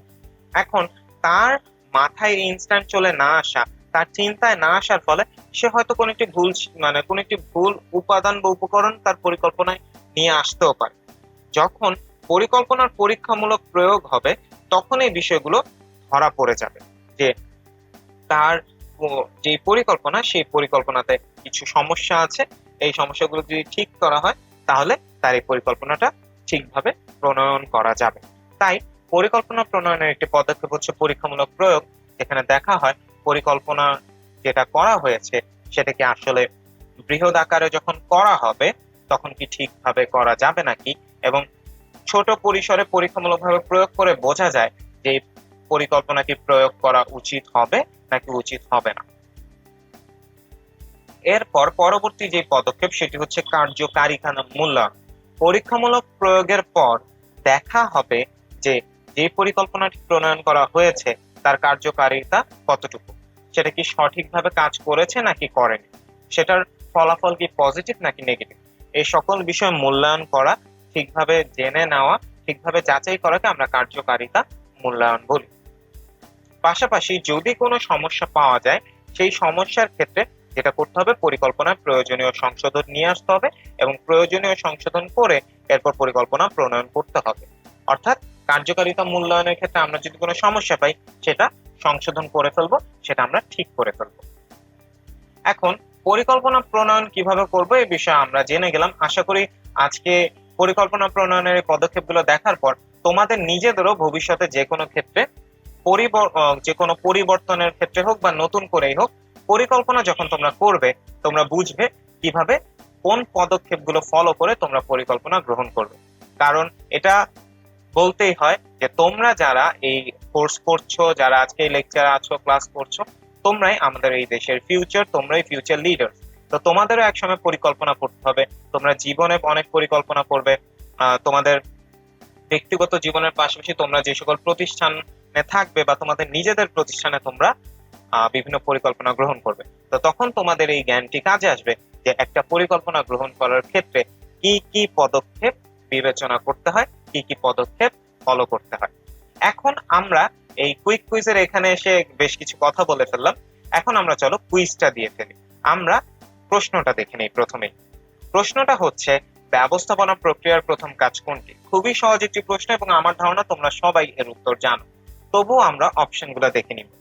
অপশন এ কর্মী সংস্থান, অপশন বি সংগঠন, অপশন সি নির্দেশনা এবং অপশন ডি পরিকল্পনা। ব্যবস্থাপনা প্রক্রিয়ার প্রথম কাজ কোনটি? আমি আশা করি তোমরা সবাই এর সঠিক উত্তর জানো এবং সঠিক উত্তর হচ্ছে পরিকল্পনা, অর্থাৎ অপশন ডি। আমরা জানি ব্যবস্থাপনা প্রক্রিয়া শুরুই হয় পরিকল্পনা থেকে। ব্যবস্থাপনা প্রক্রিয়ার সর্বপ্রথম কাজ হচ্ছে পরিকল্পনা। পরিকল্পনা দিয়েই, পরিকল্পনার মাধ্যমেই ব্যবস্থাপনা প্রক্রিয়া শুরু হয়। এখন আমরা পরিকল্পনার সুবিধা জানলাম, বৈশিষ্ট্য জানলাম, আমরা জানলাম যে পরিকল্পনা কিভাবে প্রণয়ন করে। আমরা এখন জানবো উত্তম পরিকল্পনার বৈশিষ্ট্য। পরিকল্পনা অনেক রকমের আছে, কিন্তু সব পরিকল্পনা কিন্তু উত্তম পরিকল্পনা নয়। যে পরিকল্পনা শতভাগ কার্যকর বা সবচেয়ে বেশি কার্যকর এবং যে পরিকল্পনা সুফল বয়ে নিয়ে আসে তাকে আমরা উত্তম পরিকল্পনা বলতে পারি। এবং উত্তম পরিকল্পনার কিছু বৈশিষ্ট্য রয়েছে, অর্থাৎ এই সকল বৈশিষ্ট্য থাকলে সেই পরিকল্পনাকে আমরা উত্তম বা আদর্শ পরিকল্পনা বলে থাকি। তো চলো আমরা উত্তম পরিকল্পনার বৈশিষ্ট্যগুলো একবার দেখে নিই। প্রথমেই যে বৈশিষ্ট্য সকল উত্তম পরিকল্পনায় থাকে সেটা হচ্ছে সুস্পষ্ট উদ্দেশ্য। আমরা যদি নিজেরাই না জানি যে আমাদের উদ্দেশ্য কি, আমরা যদি স্পষ্টভাবে না জানি আমরা কি চাই, আমরা কোন উদ্দেশ্যে কাজ করছি, কোন উদ্দেশ্যের জন্য আমি পরিকল্পনা করব, তাহলে আমাদের পরিকল্পনা সফল হবে না, আমাদের পরিকল্পনায় ত্রুটি থাকবে, এটাই স্বাভাবিক। তাই উত্তম পরিকল্পনার বৈশিষ্ট্য হচ্ছে যে উত্তম পরিকল্পনাতে সবাই জানে তাদের উদ্দেশ্যটা কি, তাদের উদ্দেশ্য সম্পর্কে স্পষ্ট ধারণা থাকে এবং তারা জানে তারা কোন উদ্দেশ্য অর্জনের জন্য পরিকল্পনা করছে। তাই উত্তম পরিকল্পনার বৈশিষ্ট্য হচ্ছে সুস্পষ্ট উদ্দেশ্য, অর্থাৎ উত্তম পরিকল্পনায় সবসময় উদ্দেশ্য সম্পর্কে স্পষ্ট ধারণা থাকবে। দ্বিতীয় যে বৈশিষ্ট্য হচ্ছে সেটা হচ্ছে বাস্তবমুখিতা। আমি কখনোই উত্তম পরিকল্পনায় এমন কোনো এলিমেন্ট বা এমন কোনো উপাদান বা এমন কোনো চিন্তা দেখবো না যেটা বাস্তবে সম্ভব না। যেমন আমরা জানি অনেক কিছু আমাদের পক্ষে এখন পর্যন্ত সম্ভব, অনেক কিছু আমাদের পক্ষে এখনো সম্ভব নয়। আমি যদি আমার পরিকল্পনায় এমন কিছু নিয়ে আসি যেটা বাস্তবে সম্ভব নয়, তাহলে আমার পরিকল্পনা কখনোই সফল হবে না। তাই আমার অবশ্যই পরিকল্পনার ক্ষেত্রে বাস্তবমুখী হতে হবে, বাস্তব চিন্তা ভাবনা করতে হবে, বাস্তব সকল উপাদান উপকরণ তথ্য নিয়ে আমার পরিকল্পনা করতে হবে। তাহলে আমার পরিকল্পনা উত্তম পরিকল্পনা হবে এবং আমার পরিকল্পনা সফল হওয়ার সম্ভাবনা বেশি বা বেড়ে যাবে আমার পরিকল্পনার। তৃতীয় বৈশিষ্ট্য হচ্ছে গ্রহণযোগ্যতা। যে পরিকল্পনা আমি গ্রহণ করব, সেই পরিকল্পনা যারা বাস্তবায়ন করবে তারা যেন সহজে গ্রহণ করে, তাদের যেন মনে হয় যে এই পরিকল্পনাটা আসলে বাস্তবে রূপ দেওয়া সম্ভব, সেটাও আমাদের খেয়াল রাখতে হবে। কারণ পরিকল্পনা যে প্রণয়ন করে সে কিন্তু পরিকল্পনার সকল কাজ করে না। একজন মানুষের পক্ষে সব কাজ একা করা সম্ভব নয়, যদি খুব ছোট কাজ না হয়ে থাকে। তাই পরিকল্পনার ক্ষেত্রে যে বিষয়টা হয় সেটি হচ্ছে যে যারা সেই পরিকল্পনাটা বাস্তবায়নের জন্য কাজ করবে তারা পরিকল্পনাটাকে ঠিকভাবে গ্রহণ করছে নাকি, তারা পরিকল্পনাটা বুঝছে নাকি, এবং তারা এই পরিকল্পনাটাকে কি মনে করে নাকি যে পরিকল্পনাটি প্রণয়ন করা যাবে, সেটাও পরিকল্পনা প্রণয়নের ক্ষেত্রে খেয়াল রাখতে হবে। গ্রহণযোগ্যতা উত্তম পরিকল্পনার একটি বৈশিষ্ট্য, কারণ উত্তম পরিকল্পনা যে কেউই সহজেই গ্রহণ করে এবং সেটা পালন করা যাবে, পালন করলে ফল আসবে, এটাই মনে করে। এছাড়া উত্তম পরিকল্পনার আরেকটি বৈশিষ্ট্য হচ্ছে সঠিক পথ নির্দেশনা। উত্তম পরিকল্পনা আমাকে সবসময় বলে দিবে যে আমি কোন পথ ফলো করব, কোন কাজ আগে করব, কোন কাজ পরে করব, কোন কাজ কিভাবে করা হবে, কখন করা হবে, কখন করলে আমি সবচেয়ে ভালো ফলাফল পাবো। এই যে আমাকে বলে দিচ্ছে যে আমি কোন পথ ফলো করব, কোন পথ ফলো করলে, অনুসরণ করলে আমি আমার লক্ষ্যে পৌঁছাতে পারবো এবং কিভাবে আমি আমার বেস্ট আউটপুট পাবো, আমি আমার বেস্ট কাজটা করতে পারবো, এই বিষয়টাকে সঠিক পথ নির্দেশনা বলে। আমি একদম শুরু থেকে, আমি আমার স্টার্ট থেকে শুরু করে কিভাবে কোন ওয়ে ফলো করে আমি আমার গোলে পৌঁছাতে পারবো সেটা পরিকল্পনা আমাকে বলে দিবে। একটি উত্তম পরিকল্পনাতে সঠিক পথ নির্দেশনা দেওয়া থাকবে, যা ফলো করে যে কেউই তার কাঙ্ক্ষিত যেই লক্ষ্য সেই লক্ষ্যে পৌঁছাতে পারবে। তাই উত্তম পরিকল্পনার আরেকটি বৈশিষ্ট্য হচ্ছে সঠিক পথ নির্দেশনা দেওয়া। এবার পাশাপাশি আমাদের মনে রাখতে হবে উত্তম পরিকল্পনার আরেকটি বৈশিষ্ট্য হচ্ছে সমন্বয় ও যোগসূত্র। সমন্বয় ও যোগসূত্র বলতে কি বোঝায়? প্রতিষ্ঠানের বিভিন্ন পর্যায়ে যে পরিকল্পনাগুলো গৃহীত করা হয় তাদের সবাইকে মূল লক্ষ্যের আলোকে একসাথে সংযুক্ত করার কাজই হলো সমন্বয় ও যোগসূত্র স্থাপন।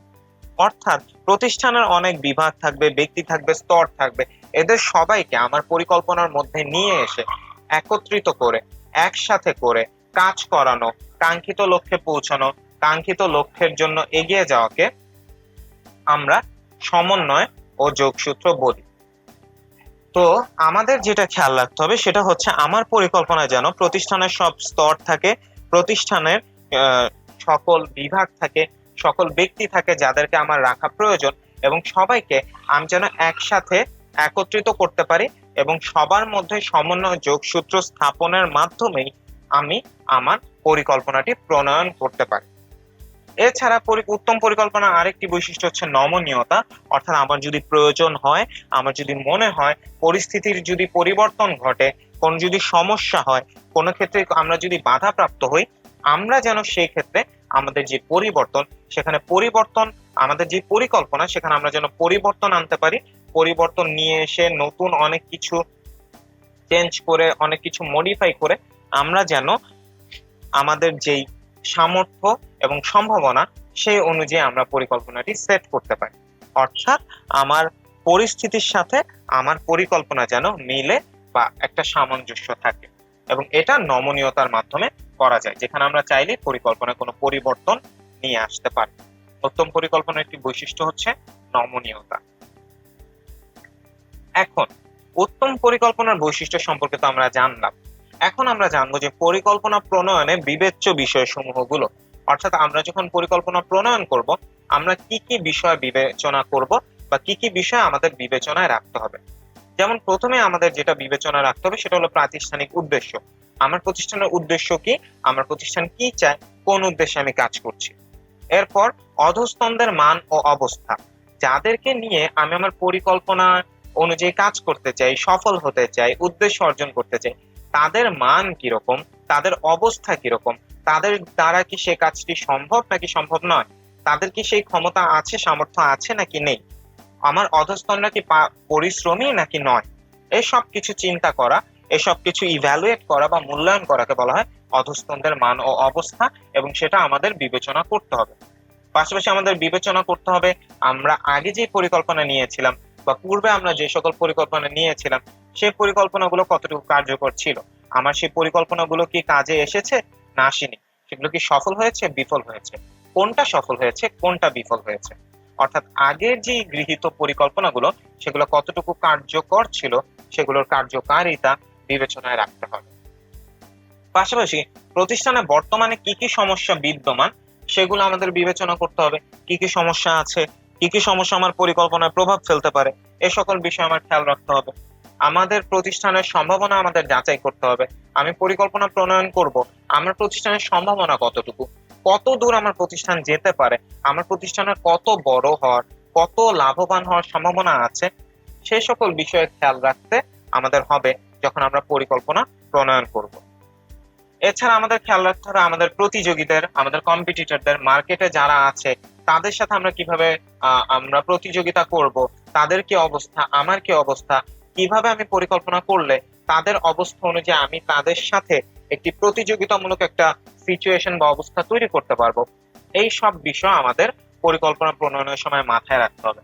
আমাদের খেয়াল রাখতে হবে আমাদের প্রতিযোগিতার অবস্থা কি, আমাদের প্রতিযোগিতার অবস্থার উপর ভিত্তি করে আমরা আমাদের পরিকল্পনা প্রণয়ন করব। আমাদের পাশাপাশি এটাও মাথায় রাখতে হবে আমাদের প্রতিষ্ঠানের আর্থিক সামর্থ্য কি। অনেক সময় চাইলে অনেক কিছু পরিকল্পনা করা যায়, কিন্তু যাই পরিকল্পনা করা যায় সবই কিন্তু বাস্তবায়ন করা যায় না, কারণ অনেক প্রতিষ্ঠানেরই যথাযথ আর্থিক সামর্থ্য থাকে না, এবং যথাযথ আর্থিক সামর্থ্য না থাকায় অনেক পরিকল্পনা চাইলেই প্রণয়ন করা যায় না।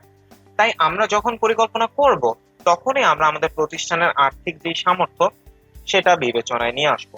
তাহলে আমরা আমাদের আর্থিক সামর্থ্য অনুযায়ী আমরা পরিকল্পনা করতে পারবো, এবং আর্থিক সামর্থ্য অনুযায়ী যদি আমরা পরিকল্পনা করি সেই পরিকল্পনা সফল হওয়ার সম্ভাবনাও থাকবে। আর ভবিষ্যতে আমাদের পরিকল্পনা বারবার চেঞ্জ করতে বা পাল্টাতে হবে না।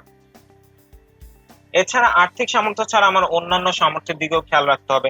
প্রতিষ্ঠানের ক্যাপাসিটি কিরকম, ম্যান পাওয়ার কিরকম, ফিজিবিলিটি কতটুকু প্ল্যানের, আমরা কিভাবে কাজ করতে পারবো, কিভাবে কাজ করতে পারবো না, প্রতিষ্ঠানের সামর্থ্য কতটুকু আছে কতটুকু নেই, এই সব কিছুকে আমরা প্রতিষ্ঠানের অন্যান্য সামর্থ্য বলি, এবং অন্যান্য সামর্থ্যগুলো আমার বিবেচনায় রাখতে হবে যখন আমি পরিকল্পনা করব। এছাড়া অর্থনৈতিক অবস্থা শুধুমাত্র আমার প্রতিষ্ঠানের নয়, আমার দেশের যে অর্থনৈতিক অবস্থা সেটাও আমার বিবেচনায় রাখতে হবে যখন আমি পরিকল্পনা প্রণয়ন করব। কারণ যে কোনো পরিকল্পনায়, বিশেষ করে ব্যবসায়ের ক্ষেত্রে যখন পরিকল্পনা গ্রহণ করা হয় সেই পরিকল্পনায় দেশের অর্থনৈতিক অবস্থা ভূমিকা রাখতে পারে। সুতরাং আমি যখন পরিকল্পনা প্রণয়ন করব আমি দেশের, সমাজের এবং জনগণের অর্থনৈতিক অবস্থার কথা মাথায় রাখবো, চিন্তা করে নিব। এছাড়া আমরা জানি রাজনৈতিক স্থিতিশীলতার মধ্যে দিয়ে যে কোনো পরিকল্পনা যে কার্যকর হবে তার কোনো গ্যারান্টি নেই। রাজনীতি বা রাজনৈতিক অস্থিতিশীলতা যদি থাকে সেক্ষেত্রে আমার অনেক ভালো পরিকল্পনা ফেল বা বিফল হয়ে যেতে পারে। তাই পরিকল্পনা যখন আমি প্রণয়ন করব আমার অবশ্যই রাজনৈতিক স্থিতিশীলতার কথা চিন্তা করতে হবে। আমার বুঝতে হবে যে আমার বর্তমান যে রাজনৈতিক অবস্থা আছে সেই রাজনৈতিক অবস্থা অনুযায়ী কোন পরিকল্পনাটা গ্রহণ করা ভালো, বা কোন ভাবে পরিকল্পনা গ্রহণ করলে আমি বর্তমানে লাভবান হতে পারবো। বা অনেক সময় এমন হতে পারে রাজনৈতিক অস্থিতিশীলতার কারণে সেই সময় পরিকল্পনা গ্রহণ না করাই উত্তম। সুতরাং রাজনৈতিক স্থিতিশীলতাও পরিকল্পনা প্রণয়নে একটি বিবেচ্য বিষয়। এখন পরিকল্পনার অনেক কিছু তো আমরা জানলাম, পরিকল্পনার প্রকারভেদটাও চলো জেনে নিই। পরিকল্পনাকে কয়েক ভাগে ভাগ করা যায়, বিভিন্ন ভিত্তিতে আমরা পরিকল্পনাকে ভাগ করি। পরিকল্পনাকে ভাগ করার ক্ষেত্রে আমরা কিছু বিষয় খেয়াল করি, এবং আমরা বিভিন্ন শ্রেণী বিভাগের পরিকল্পনাকে নিয়ে আসি। যেমন পরিকল্পনার প্রকারভেদে প্রথমেই চলে আসি প্রকৃতিগত শ্রেণী বিভাগ। প্রকৃতিগত ভাবে পরিকল্পনাকে ভাগ করা যায় হচ্ছে 3 ভাবে। এর মধ্যে আছে লক্ষ্য, এর মধ্যে আছে স্থায়ী পরিকল্পনা, এর মধ্যে আছে একার্থক পরিকল্পনা। এছাড়া পরিকল্পনাকে ভাগ করা যায় মেয়াদের ভিত্তিতে, যাকে আমরা মেয়াদ ভিত্তিক শ্রেণী বিভাগ বলি। মেয়াদ ভিত্তিক শ্রেণী বিভাগও 3 প্রকার: স্বল্প মেয়াদী পরিকল্পনা, মধ্যমেয়াদী পরিকল্পনা, দীর্ঘমেয়াদী পরিকল্পনা। এছাড়া আছে সংগঠনের কাঠামো অনুযায়ী, অর্থাৎ সংগঠন কাঠামো ভিত্তিক শ্রেণীবিভাগ। সংগঠন কাঠামো ভিত্তিক শ্রেণীবিভাগ অনুযায়ী পরিকল্পনা হচ্ছে দুই প্রকার। একটি হচ্ছে স্ট্র্যাটেজিক বা কৌশলগত পরিকল্পনা, আর একটি হচ্ছে কার্যভিত্তিক পরিকল্পনা। এখন আমরা এই প্রত্যেকটি পরিকল্পনা নিয়ে একবার আলোচনা করে নিব। প্রথমেই চলে আসি পরিকল্পনার প্রকৃতিগত শ্রেণী বিভাগে। প্রকৃতিগত শ্রেণী বিভাগের প্রথমে যেটি নিয়ে আমরা আলোচনা করব সেটি হচ্ছে লক্ষ্য। লক্ষ্য কাকে বলে? পরিকল্পনার যে অভিপ্রেত ফল তাকে লক্ষ্য বলে। অর্থাৎ আমি যে পরিকল্পনা করছি, এই পরিকল্পনার যে ফাইনাল রেজাল্ট বা যেই রেজাল্টের জন্য আমি পরিকল্পনাটি করছি বা যার জন্য আমি পরিকল্পনা করছি তাকে বলা হয় লক্ষ্য। অর্থাৎ আমি যেই ফল চাই, আমি যেই রেজাল্ট এক্সপেক্ট করি, সেই অভিপ্রেত ফলকে লক্ষ্য বলে।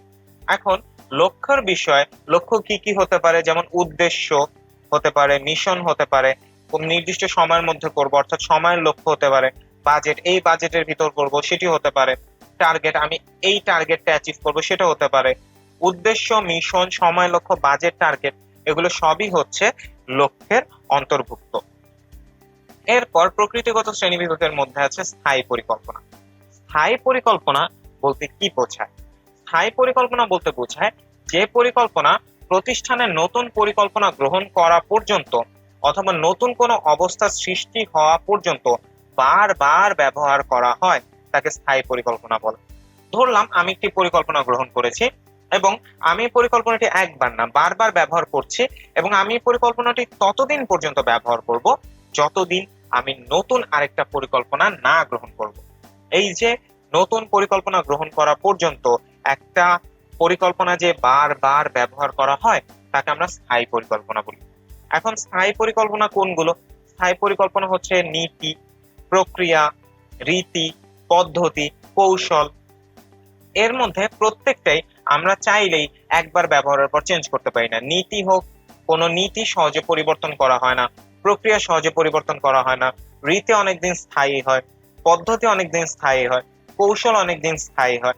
অর্থাৎ আমাদের খেয়াল রাখতে হবে যে যে পরিকল্পনা আমরা বারবার ব্যবহার করি বা সহজে পরিবর্তন করি না তাকে স্থায়ী পরিকল্পনা বলে। নীতি, প্রক্রিয়া, রীতি, পদ্ধতি, কৌশল এই সবকিছুই স্থায়ী পরিকল্পনার অন্তর্ভুক্ত। এখন স্থায়ী পরিকল্পনা এবং লক্ষ্য সম্পর্কে তো আমরা জানলাম, আমরা এখন জানবো একার্থক পরিকল্পনা সম্পর্কে। একার্থক পরিকল্পনা বলতে কি বোঝায়?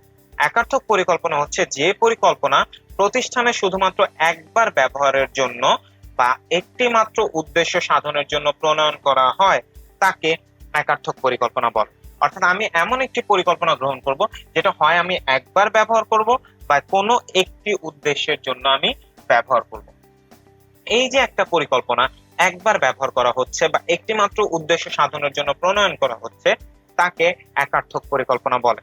এখন একার্থক পরিকল্পনার উদাহরণ কি হতে পারে? একার্থক পরিকল্পনার উদাহরণ হতে পারে কর্মসূচি, প্রকল্প, অভিক্ষেপ বা বিশেষ পরিকল্পনা। অভিক্ষেপ শব্দটার সাথে তোমরা হয়তো অনেকে পরিচিত নয়। অভিক্ষেপ প্রকল্পের আরেক নাম, বা যাকে আমরা ইংরেজিতে বলি প্রজেক্ট। অর্থাৎ অভিক্ষেপ হচ্ছে প্রজেক্টের বাংলা নাম। আমাদের মনে রাখতে হবে কর্মসূচি একবারই গ্রহণ করা হয় বা একটি উদ্দেশ্যে গ্রহণ করা হয়, যে কোনো প্রকল্পের জন্য একবারই পরিকল্পনা করা হয়। অভিক্ষেপ বা প্রজেক্টের ক্ষেত্রেও একটা পরিকল্পনাই ব্যবহার করা হয়। বিশেষ পরিকল্পনা তো যে কোনো কিছু যেটা বিশেষ সেটা একবার বা একটি উদ্দেশ্যে ব্যবহার করা হয়। অর্থাৎ এখানে যে চারটি আমরা দেখছি এই চার ধরনের পরিকল্পনাই একার্থক পরিকল্পনার অন্তর্ভুক্ত। এখন আমরা তো প্রকৃতিগত শ্রেণী বিভাগ জানলাম, আমরা জানবো এখন মেয়াদ ভিত্তিক শ্রেণী বিভাগ। মেয়াদের ভিত্তিতে আমরা জানি পরিকল্পনাকে তিন ভাগে ভাগ করা যায়। তো প্রথমে চলো জেনে নেই স্বল্প মেয়াদী পরিকল্পনা সম্পর্কে। স্বল্প মেয়াদী পরিকল্পনা হচ্ছে যে পরিকল্পনা সাধারণত 1 বছর বা তার কম সময়ের জন্য গ্রহণ করা হয় তাকে স্বল্প মেয়াদী পরিকল্পনা বলে। অর্থাৎ আমি যদি একটি পরিকল্পনা গ্রহণ করি যা 1 বছর বা তার কম সময়ের জন্য, তাকে স্বল্প মেয়াদী পরিকল্পনা বলা হয়। এখন স্বল্প মেয়াদী পরিকল্পনার অনেক রকমের উদাহরণ রয়েছে। ধরো একটা পরিকল্পনা নেওয়া হলো 6 মাসের জন্য, সেটি স্বল্প মেয়াদী পরিকল্পনা। স্বল্প মেয়াদী পরিকল্পনার পর চলে আসি মধ্যমেয়াদী পরিকল্পনা। মধ্যমেয়াদী পরিকল্পনা হচ্ছে যে পরিকল্পনা 1 বছরের বেশি সময়ের জন্য এবং সর্বোচ্চ 5 বছর সময়ের জন্য গ্রহণ করা হয় তাকে মধ্যমেয়াদী পরিকল্পনা বলে। অর্থাৎ 1 বছর থেকে 5 বছরের যে সময়, এই সময় পর্যন্ত যে পরিকল্পনা গ্রহণ করা হয় তাকে মধ্যমেয়াদী পরিকল্পনা বলে। পাশাপাশি স্থায়ী পরিকল্পনা বা এখানে স্থায়ী পরিকল্পনা হবে না, দীর্ঘমেয়াদী পরিকল্পনা হবে। দীর্ঘমেয়াদী পরিকল্পনা বলতে বোঝায় 5 বছরের অধিক যে কোনো সময়ের জন্য যে পরিকল্পনা গ্রহণ করা হয় তাকে দীর্ঘমেয়াদী পরিকল্পনা বলে। অর্থাৎ 5 বছরের বেশি যে কোনো পরিকল্পনা, সেটা হতে পারে 6 বছর, হতে পারে 7 বছর, 10 বছর, 20 বছর, 50 বছরই হোক না কেন, 5 বছরের থেকে যদি বেশি হয় সেই পরিকল্পনাকে আমরা বলবো দীর্ঘমেয়াদী পরিকল্পনা। 1 বছরের কম হলে স্বল্প মেয়াদী, 1 থেকে 5 বছর হলে মধ্যমেয়াদী, 5 বছরের বেশি হলে দীর্ঘমেয়াদী। আশা করি তোমরা সবাই মেয়াদের ভিত্তিতে পরিকল্পনা বুঝতে পেরেছো। এখন আমরা আলোচনা করব সংগঠন কাঠামো ভিত্তিক শ্রেণী বিভাগ নিয়ে। সংগঠন কাঠামো অনুযায়ী শ্রেণী বিভাগ 2 প্রকার বা পরিকল্পনা 2 প্রকার। প্রথমে আমরা আলোচনা করব স্ট্র্যাটেজিক বা কৌশলগত পরিকল্পনা নিয়ে। স্ট্র্যাটেজিক বা কৌশলগত পরিকল্পনা বলতে বোঝায় যখন তীব্র প্রতিযোগিতাপূর্ণ বাজারে উদ্দেশ্য অর্জনের জন্য দীর্ঘমেয়াদী সিদ্ধান্তমূলক কোনো পরিকল্পনা গ্রহণ করা হয় তাকে স্ট্র্যাটেজিক পরিকল্পনা বলে। অর্থাৎ আমি যখন প্রতিযোগিতামূলক বাজারে আমি যখন উদ্দেশ্য অর্জনের জন্য এমন একটা পরিকল্পনা গ্রহণ করব যেটা দীর্ঘমেয়াদী এবং যেটার উপর ভিত্তি করে আমি অনেক সিদ্ধান্ত গ্রহণ করব, সেই ধরনের পরিকল্পনাকে বলা হয় স্ট্র্যাটেজিক পরিকল্পনা বা কৌশলগত পরিকল্পনা। এখন স্ট্র্যাটেজিক বা কৌশলগত পরিকল্পনা সম্পর্কে তো আমরা জানলাম। স্ট্র্যাটেজিক বা কৌশলগত পরিকল্পনা ছাড়া আরেকটি যে পরিকল্পনা রয়েছে সেটি হচ্ছে কার্যভিত্তিক পরিকল্পনা। কার্যভিত্তিক পরিকল্পনা বলতে বোঝায় যখন স্ট্র্যাটেজিক বা কৌশলমূলক পরিকল্পনার আলোকে বা তার ভিত্তিতে প্রতিষ্ঠান মধ্য ও নিম্ন পর্যায়ে স্বল্প সময়ের জন্য বাস্তবায়নমূলক যে পরিকল্পনা গ্রহণ করে তাকে কার্যভিত্তিক পরিকল্পনা বলে। অর্থাৎ কার্যভিত্তিক পরিকল্পনা গ্রহণ করা হয় স্ট্র্যাটেজিক বা কৌশলমূলক পরিকল্পনার আলোকে এবং সেই পরিকল্পনার আলোকে মধ্য ও নিম্ন পর্যায়ে স্বল্প সময়ের জন্য বাস্তবায়ন করার যে পরিকল্পনাগুলো গ্রহণ করা হয় তাকে কার্যভিত্তিক পরিকল্পনা বলে। কার্যভিত্তিক পরিকল্পনা আবার বেশ কয়েক প্রকার। যেমন প্রথমে রয়েছে বিভাগীয় পরিকল্পনা। প্রতিষ্ঠানের পৃথক পৃথক বিভাগের জন্য পৃথক পৃথক পরিকল্পনা প্রণয়ন করা হলে তাকে বলা হয় বিভাগীয় পরিকল্পনা। একইভাবে আঞ্চলিক পরিকল্পনা রয়েছে, যেখানে কোন একটা প্রতিষ্ঠানের বিভিন্ন অঞ্চলে বিস্তৃত থাকা কাজগুলো বা বিভিন্ন অঞ্চল অনুযায়ী অঞ্চলের উপর ভিত্তি করে পরিকল্পনা করাকে আমরা আঞ্চলিক পরিকল্পনা বলি। এছাড়া রয়েছে সামগ্রিক পরিকল্পনা। সামগ্রিক পরিকল্পনা বলতে বোঝায় কোনো প্রতিষ্ঠানের সকল বিভাগ বা সকল প্রতিষ্ঠানের জন্য একটা পরিকল্পনা বা সবগুলোর পরিকল্পনাকে একত্রিত করে যখন যে পরিকল্পনা বা একটি পরিকল্পনা যখন প্রণয়ন করা হয় তাকে সামগ্রিক পরিকল্পনা বলে। অর্থাৎ সকল বিভাগ বা সকল অঞ্চলের পরিকল্পনাকে একত্রিত করে একটা পরিকল্পনা যা সব জায়গায় প্রণয়ন করা হবে তাকে আমরা সামগ্রিক পরিকল্পনা বলি। আবার একটু বলি যাতে তোমাদের আবার বুঝতে একটু সুবিধা হয়। যখন পৃথক পৃথক বিভাগের জন্য পৃথক পৃথক পরিকল্পনা তাকে আমরা বিভাগীয় পরিকল্পনা বলি। যখন বিভিন্ন অঞ্চলের জন্য অঞ্চলের উপর ভিত্তি করে বিশেষ পরিকল্পনা তাকে আমরা আঞ্চলিক পরিকল্পনা বলি। আর যখন বিভাগীয় পরিকল্পনা আঞ্চলিক পরিকল্পনাকে একত্রিত করে বিভিন্ন অঞ্চলের পরিকল্পনা বিভিন্ন বিভাগের পরিকল্পনাকে একত্রিত করে সব জায়গার জন্য একটি পরিকল্পনা প্রণয়ন করা হয় বা সামগ্রিকভাবে একটি পরিকল্পনা প্রণয়ন করা হয় তাকে সামগ্রিক পরিকল্পনা বলে। আশা করি তোমরা সবাই পরিকল্পনার প্রকারভেদ খুব ভালোভাবে বুঝেছো এবং আজকের পর তোমাদের আর পরিকল্পনার প্রকারভেদে কোনো সমস্যা থাকবে না। এখন চলে এলাম আমরা আমাদের মনে রাখতে হবে সেগমেন্টে। আজকে চলো দেখে নেই আমাদের কি কি মনে রাখতে হবে। প্রথমে আমাদের মনে রাখতে হবে যে ব্যবস্থাপনা প্রক্রিয়ার প্রথম কাজ পরিকল্পনা। যদিও তোমরা এটি জানো তবু এটা মনে রাখা ভালো, কারণ এখান থেকে প্রশ্ন আসে। এরকম প্রশ্ন আমি অনেকবার দেখেছি যেখানে বলা আছে ব্যবস্থাপনা প্রক্রিয়ার প্রথম কাজ কি, সেক্ষেত্রে উত্তর হবে ব্যবস্থাপনা প্রক্রিয়ার প্রথম কাজ হচ্ছে পরিকল্পনা।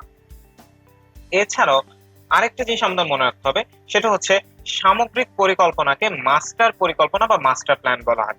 যেহেতু সামগ্রিক পরিকল্পনার ক্ষেত্রে একটা পরিকল্পনায় সামগ্রিকভাবে ব্যবহার করা হয়, তাই এই সামগ্রিক পরিকল্পনাকে মাস্টার পরিকল্পনা বা মাস্টার প্ল্যান বলা হয়। এমন একটা প্ল্যান যেটা সব জায়গায় ব্যবহার করা হচ্ছে। এখন চলো আমরা একটা কুইজের মাধ্যমে যাচাই করে নিই যে আমরা যতটুকু শিখলাম তা আমাদের মনে আছে নাকি। যে প্রশ্ন চলে আসলো সেটি হচ্ছে পরিকল্পনার অভিপ্রেত ফলকে কি বলে? অপশন এ উদ্দেশ্য, বি কৌশল, সি লক্ষ্য, ডি প্রকল্প। এই পর্যায়ে তোমরা ভিডিওটি পজ করো, সঠিক উত্তর কোথাও লিখে ফেলো। যখন তোমরা ভিডিওটি প্লে করবে তোমরা সঠিক উত্তর জেনে যাবে। এবং সঠিক উত্তর হচ্ছে অ্যান্সার হচ্ছে অপশন সি, অর্থাৎ পরিকল্পনার অভিপ্রেত ফলকে বলা হয় লক্ষ্য। আশা করি তোমাদের সবার উত্তর সঠিক হয়েছে। এখন পরিকল্পনার গুরুত্ব আলোচনা করব আমরা। পরিকল্পনা কেন গুরুত্বপূর্ণ বা পরিকল্পনার গুরুত্ব কি কি। যেমন প্রথম গুরুত্ব, পরিকল্পনা প্রাতিষ্ঠানিক উদ্দেশ্য অর্জনে সহায়তা করে। আমরা প্রতিষ্ঠানে যে উদ্দেশ্য আছে বা যে লক্ষ্যের জন্য আমরা কাজ করি, সেই উদ্দেশ্য বা লক্ষ্য অর্জনে পরিকল্পনা আমাদেরকে সাহায্য সহযোগিতা করে। পাশাপাশি ব্যবসায়ের উন্নয়নে এবং সম্প্রসারণে পরিকল্পনা ভূমিকা পালন করে, কারণ ব্যবসার উন্নয়ন করতে পরিকল্পনা করা হয়, ব্যবসার সম্প্রসারণের ক্ষেত্রে পরিকল্পনা করা হয়, এবং এই দুই ক্ষেত্রেই উন্নয়ন এবং সম্প্রসারণের জন্য পরিকল্পনা ব্যবহার করা হয়। পাশাপাশি পরিকল্পনা ব্যয় হ্রাস করতে সাহায্য করে, অপচয় হ্রাস করতে সাহায্য করে। যেহেতু পরিকল্পনা আমরা অনেক কিছু আগে থেকে জানি বা বুঝি, তাই আমরা অনেক অপচয় থেকে বিরত থাকতে পারি, ব্যয় থেকে আমরা নিজেদের প্রতিষ্ঠানকে রক্ষা করতে পারি। তাই ব্যয় এবং অপচয় কমায় বা হ্রাস করে পরিকল্পনা। এছাড়া প্রতিষ্ঠানের যে উপকরণগুলো রয়েছে সেগুলোর কার্যকর ব্যবহার নিশ্চিত করে পরিকল্পনা। পাশাপাশি সঠিক কার্য ধরা, অর্থাৎ কোন কাজ আগে করব, কোন কাজ পরে করব, কোন কাজের পর কোন কাজ করব, এই বিষয়টাও অনুসরণ করতে আমাদের পরিকল্পনা সাহায্য করে। ফলে যে কেউই সহজে বুঝতে পারে কোন কাজ করতে হবে, কোন কাজ করা যাবে না, কোন কাজ আগে করতে হবে, কোন কাজ পরে করতে হবে। অর্থাৎ সঠিকভাবে কাজের ধারা বা কার্যধারা অনুসরণ করতে পরিকল্পনা সাহায্য করে। এছাড়া ব্যবস্থাপনার অন্যান্য যে সকল কাজ রয়েছে সে সকল কাজ বাস্তবায়ন করা হয় পরিকল্পনার উপর ভিত্তি করে, কারণ পরিকল্পনায় পরবর্তী কাজগুলোর সূচনা হিসেবে গণ্য করা হয়। যেহেতু পরিকল্পনা ব্যবস্থাপনার প্রথম কাজ, তাই ব্যবস্থাপনার অন্যান্য কাজ বাস্তবায়নও পরিকল্পনা ভূমিকা পালন করে। এখন পরিকল্পনা সম্পর্কে আমরা সবকিছু জানলাম। পরিকল্পনার বিষয়ে আমাদের যা যা জানা প্রয়োজন ছিল আমরা জেনেছি। আমরা এখন কথা বলবো সিদ্ধান্ত গ্রহণ নিয়ে। সিদ্ধান্ত গ্রহণ কি বা সিদ্ধান্ত গ্রহণ বলতে কি বোঝায়? সিদ্ধান্ত গ্রহণ হচ্ছে যখন কোন একটা সমস্যা সমাধানে অনেকগুলো বিকল্প থেকে সবচেয়ে বেটার বা বেস্ট বা সর্বোত্তম বিকল্পটি বেছে নেওয়া হয়, তাকে সিদ্ধান্ত গ্রহণ বলে। অর্থাৎ আমার সামনে অনেকগুলো বিকল্প রয়েছে, এর মধ্য থেকে আমি সবচেয়ে বেস্ট বা সবচেয়ে উত্তম যে বিকল্প সেই বিকল্পটি বেছে নিব, এবং এই যে সর্বোত্তম বিকল্প বেছে নেওয়ার যে পদ্ধতি, সেই পদ্ধতিকে বলা হয় সিদ্ধান্ত গ্রহণ। এখন সিদ্ধান্ত গ্রহণ প্রক্রিয়াটা কি রকম, কিভাবে সিদ্ধান্ত গ্রহণ করা হয়? সিদ্ধান্ত গ্রহণের ক্ষেত্রে প্রথমে সমস্যা চিহ্নিত করা হয়, অর্থাৎ আমি কোন সমস্যার জন্য পরিকল্পনা করছি। সমস্যা চিহ্নিতকরণ করার পর সমস্যা সংজ্ঞায়িতকরণ করা হয়, অর্থাৎ সমস্যাটা কি, সমস্যাটার প্রকৃতি কি, সমস্যাটাই ঠিক করতে কি কি করণীয়, এই বিষয়গুলো নির্ণয় করা বা জানা বা এই বিষয়ে চিন্তা ভাবনা বা তথ্য সংগ্রহ করাকে আমরা সমস্যা সংজ্ঞায়িতকরণ বলি। সমস্যা সংজ্ঞায়িতকরণ করার পর অগ্রাধিকার নির্ধারণ করা হয়।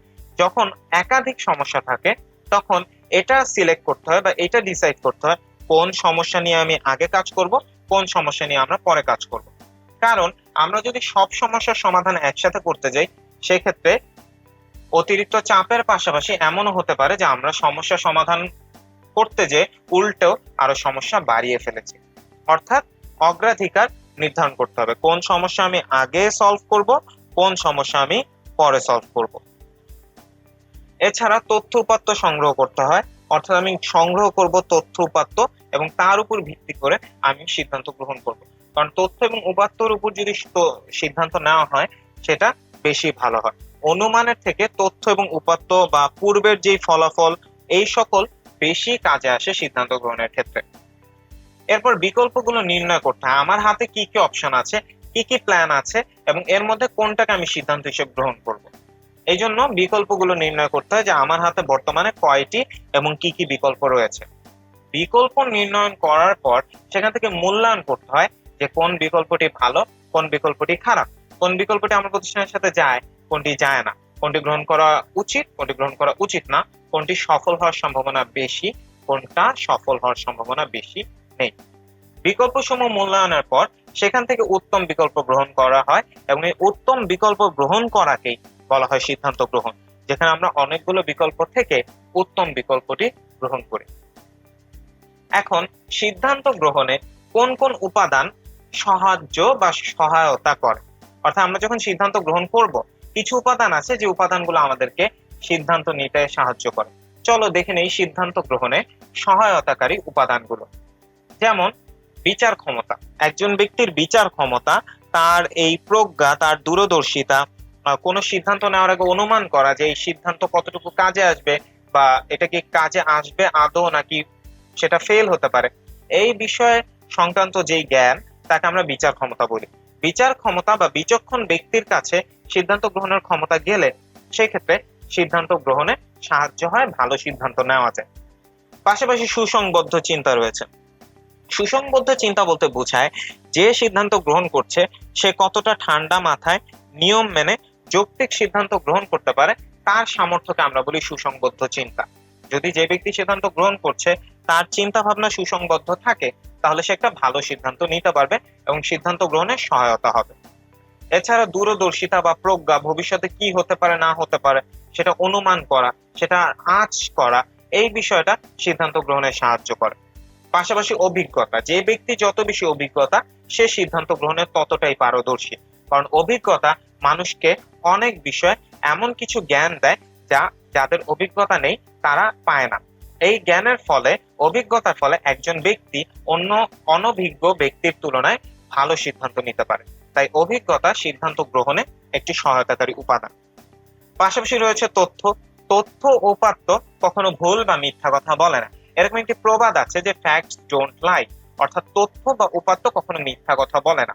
তাই তথ্যের উপর ভিত্তি করে, যদি সঠিক তথ্য হয়, সেই সঠিক তথ্যের উপর ভিত্তি করে সিদ্ধান্ত নিলে সেই সিদ্ধান্ত সফল হওয়ার সম্ভাবনা অনেক বেশি।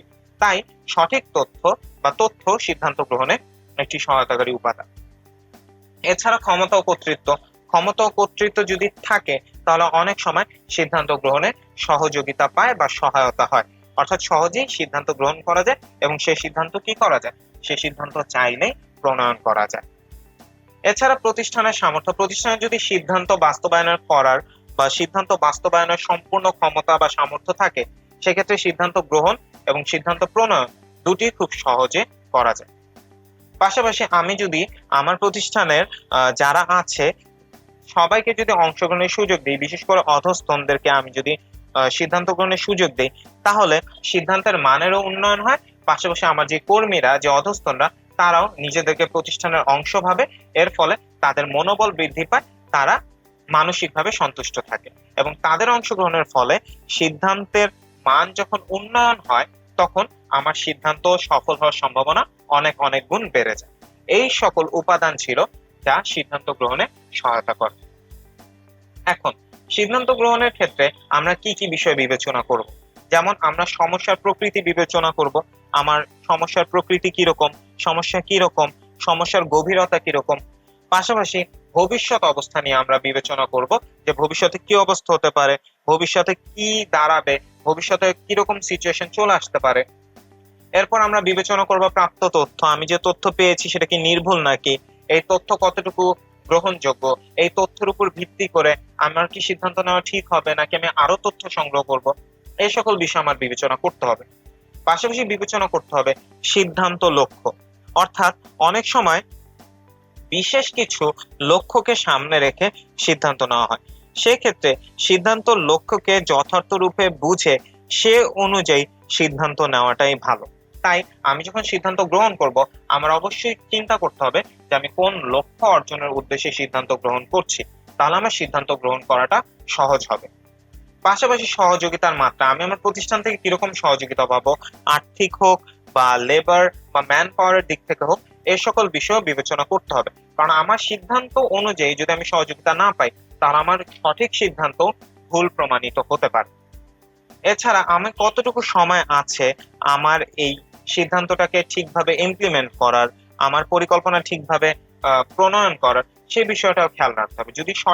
যদি পর্যাপ্ত সময় পাওয়া না হয় বা পর্যাপ্ত সময় পাওয়া না গেলে সঠিক সিদ্ধান্ত গ্রহণ করেও লাভবান হওয়ার সম্ভাবনা থাকে না। এই সকল বিষয় আমাদের সিদ্ধান্ত গ্রহণের ক্ষেত্রে বিবেচনা করতে হবে। এখন সিদ্ধান্ত গ্রহণ ও বাস্তবায়নের সমস্যা থাকবে, এটা স্বাভাবিক। চলো আমরা দেখে নিই সিদ্ধান্ত গ্রহণ ও বাস্তবায়নে কি কি সমস্যা থাকতে পারে।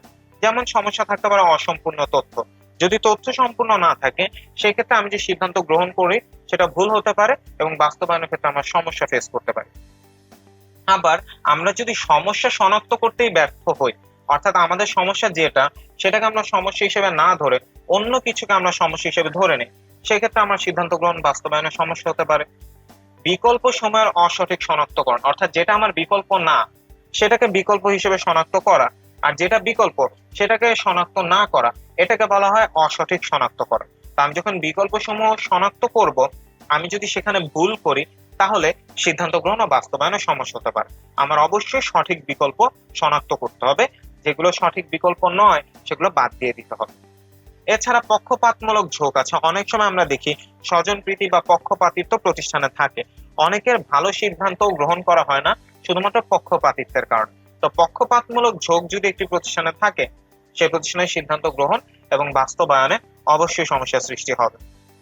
এছাড়া অনেকেই আছে যারা সিদ্ধান্ত গ্রহণ করতে চায় না, সিদ্ধান্ত গ্রহণ করতে ভয় পায় বা তাদের অনিচ্ছা থাকে। সিদ্ধান্ত গ্রহণে অনীহা সিদ্ধান্ত গ্রহণ ও বাস্তবায়নের সমস্যা, কারণ সিদ্ধান্ত গ্রহণ না করলে প্রতিষ্ঠান অবশ্যই ক্ষতিগ্রস্ত হবে। অনেক সময় সিদ্ধান্ত গ্রহণে অনেকে আবেগের বশে সিদ্ধান্ত নিয়ে ফেলে, আবেগের বশে অনেকে অনেক সময় ভুল সিদ্ধান্ত নিয়ে ফেলে, এবং আবেগের প্রভাব যদি থাকে সিদ্ধান্ত গ্রহণে, সেই সিদ্ধান্ত অধিকাংশ সময় ভুল থাকে। আমরা যখনই আবেগের উপর আবেগের ফলে বা আবেগ দ্বারা তাড়িত হয়ে যখন আমরা কোনো সিদ্ধান্ত নেই, সেটা অধিকাংশ সময় ভুল প্রমাণিত হয়। তাই আবেগের প্রভাব সিদ্ধান্ত গ্রহণ ও বাস্তবায়ন একটি সমস্যা। সিদ্ধান্ত গ্রহণ করতে হবে ঠান্ডা মাথায়, আবেগকে পাশে রেখে বা আবেগকে সাইডে রেখে সিদ্ধান্ত নিতে হবে। এছাড়া পরবর্তী যেই সমস্যা হতে পারে সেটি হচ্ছে উপকরণের অপ্রতুলতা। অর্থাৎ আমার সিদ্ধান্ত বাস্তবায়নের জন্য আমার যে যে উপকরণ প্রয়োজন তার অভাব বা অপ্রতুলতা থাকলে আমার সিদ্ধান্ত বাস্তবায়নে বা সিদ্ধান্ত গ্রহণে সমস্যা হতে পারে।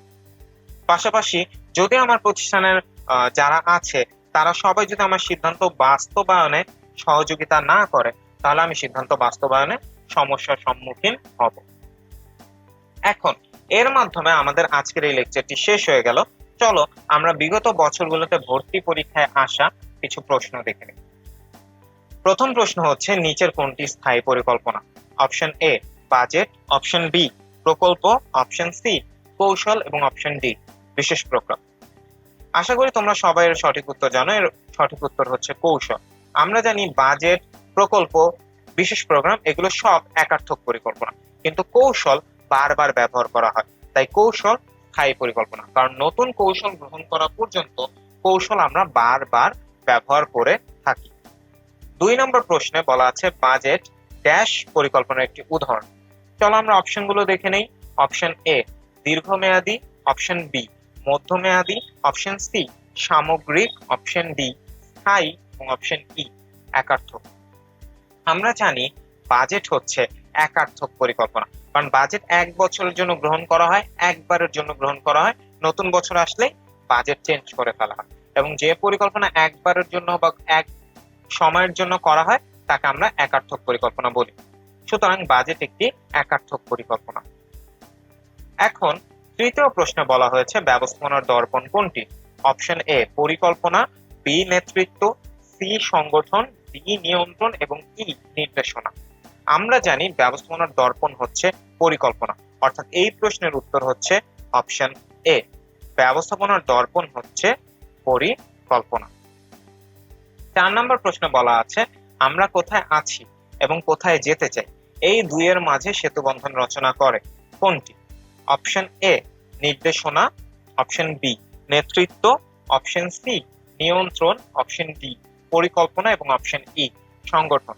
এবং এই প্রশ্নের উত্তর হচ্ছে অপশন ডি আমরা কোথায় আছি এবং কোথায় যেতে চাই, এই দুইয়ের মাঝে সেতু বন্ধন রচনা করে পরিকল্পনা। অর্থাৎ আমরা বর্তমান অবস্থা থেকে কাঙ্ক্ষিত লক্ষ্যে পৌঁছে পরিকল্পনার মাধ্যমে।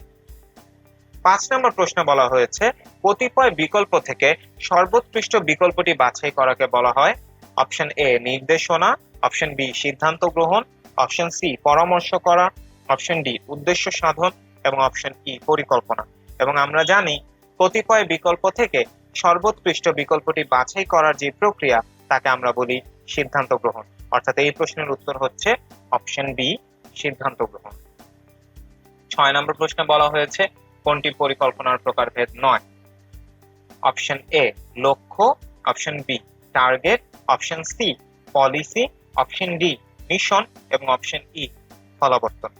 এবং আমরা জানি অপশন ই অর্থাৎ ফলাবর্তন পরিকল্পনার প্রকারভেদ নয়।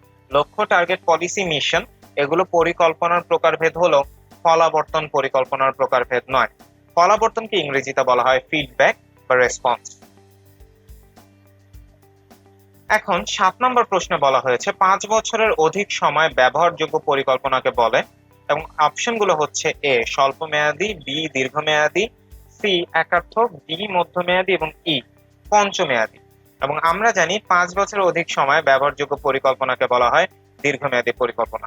1 বছরের কম সময় স্বল্প মেয়াদী, 1 বছর থেকে 5 বছর মধ্যমেয়াদী এবং 5 বছরের অধিক সময় ব্যবহারযোগ্য পরিকল্পনাকে আমরা বলি দীর্ঘমেয়াদী পরিকল্পনা।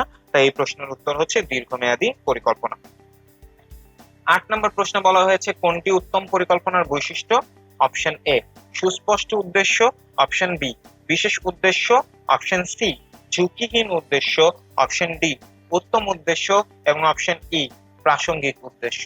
এবং আমরা জানি উত্তম পরিকল্পনার বৈশিষ্ট্য হচ্ছে সুস্পষ্ট উদ্দেশ্য, কারণ সুস্পষ্ট উদ্দেশ্য থাকলে পরিকল্পনা প্রণয়ন সহজ হয় এবং উত্তম পরিকল্পনা প্রণয়ন করা যায়। এর মধ্যে দিয়ে আমাদের আজকের এই লেকচারটি শেষ হয়ে গেল। আশা করি তোমরা পরিকল্পনা এবং সিদ্ধান্ত গ্রহণ এই লেকচারে আমি যা যা পড়িয়েছি সবকিছু তোমরা অনেক ভালোভাবে বুঝেছো। তোমাদের সবার সাথে পরবর্তী লেকচারে আবার দেখা হবে। সবাই অনেক ভালো থেকো। ধন্যবাদ সবাইকে।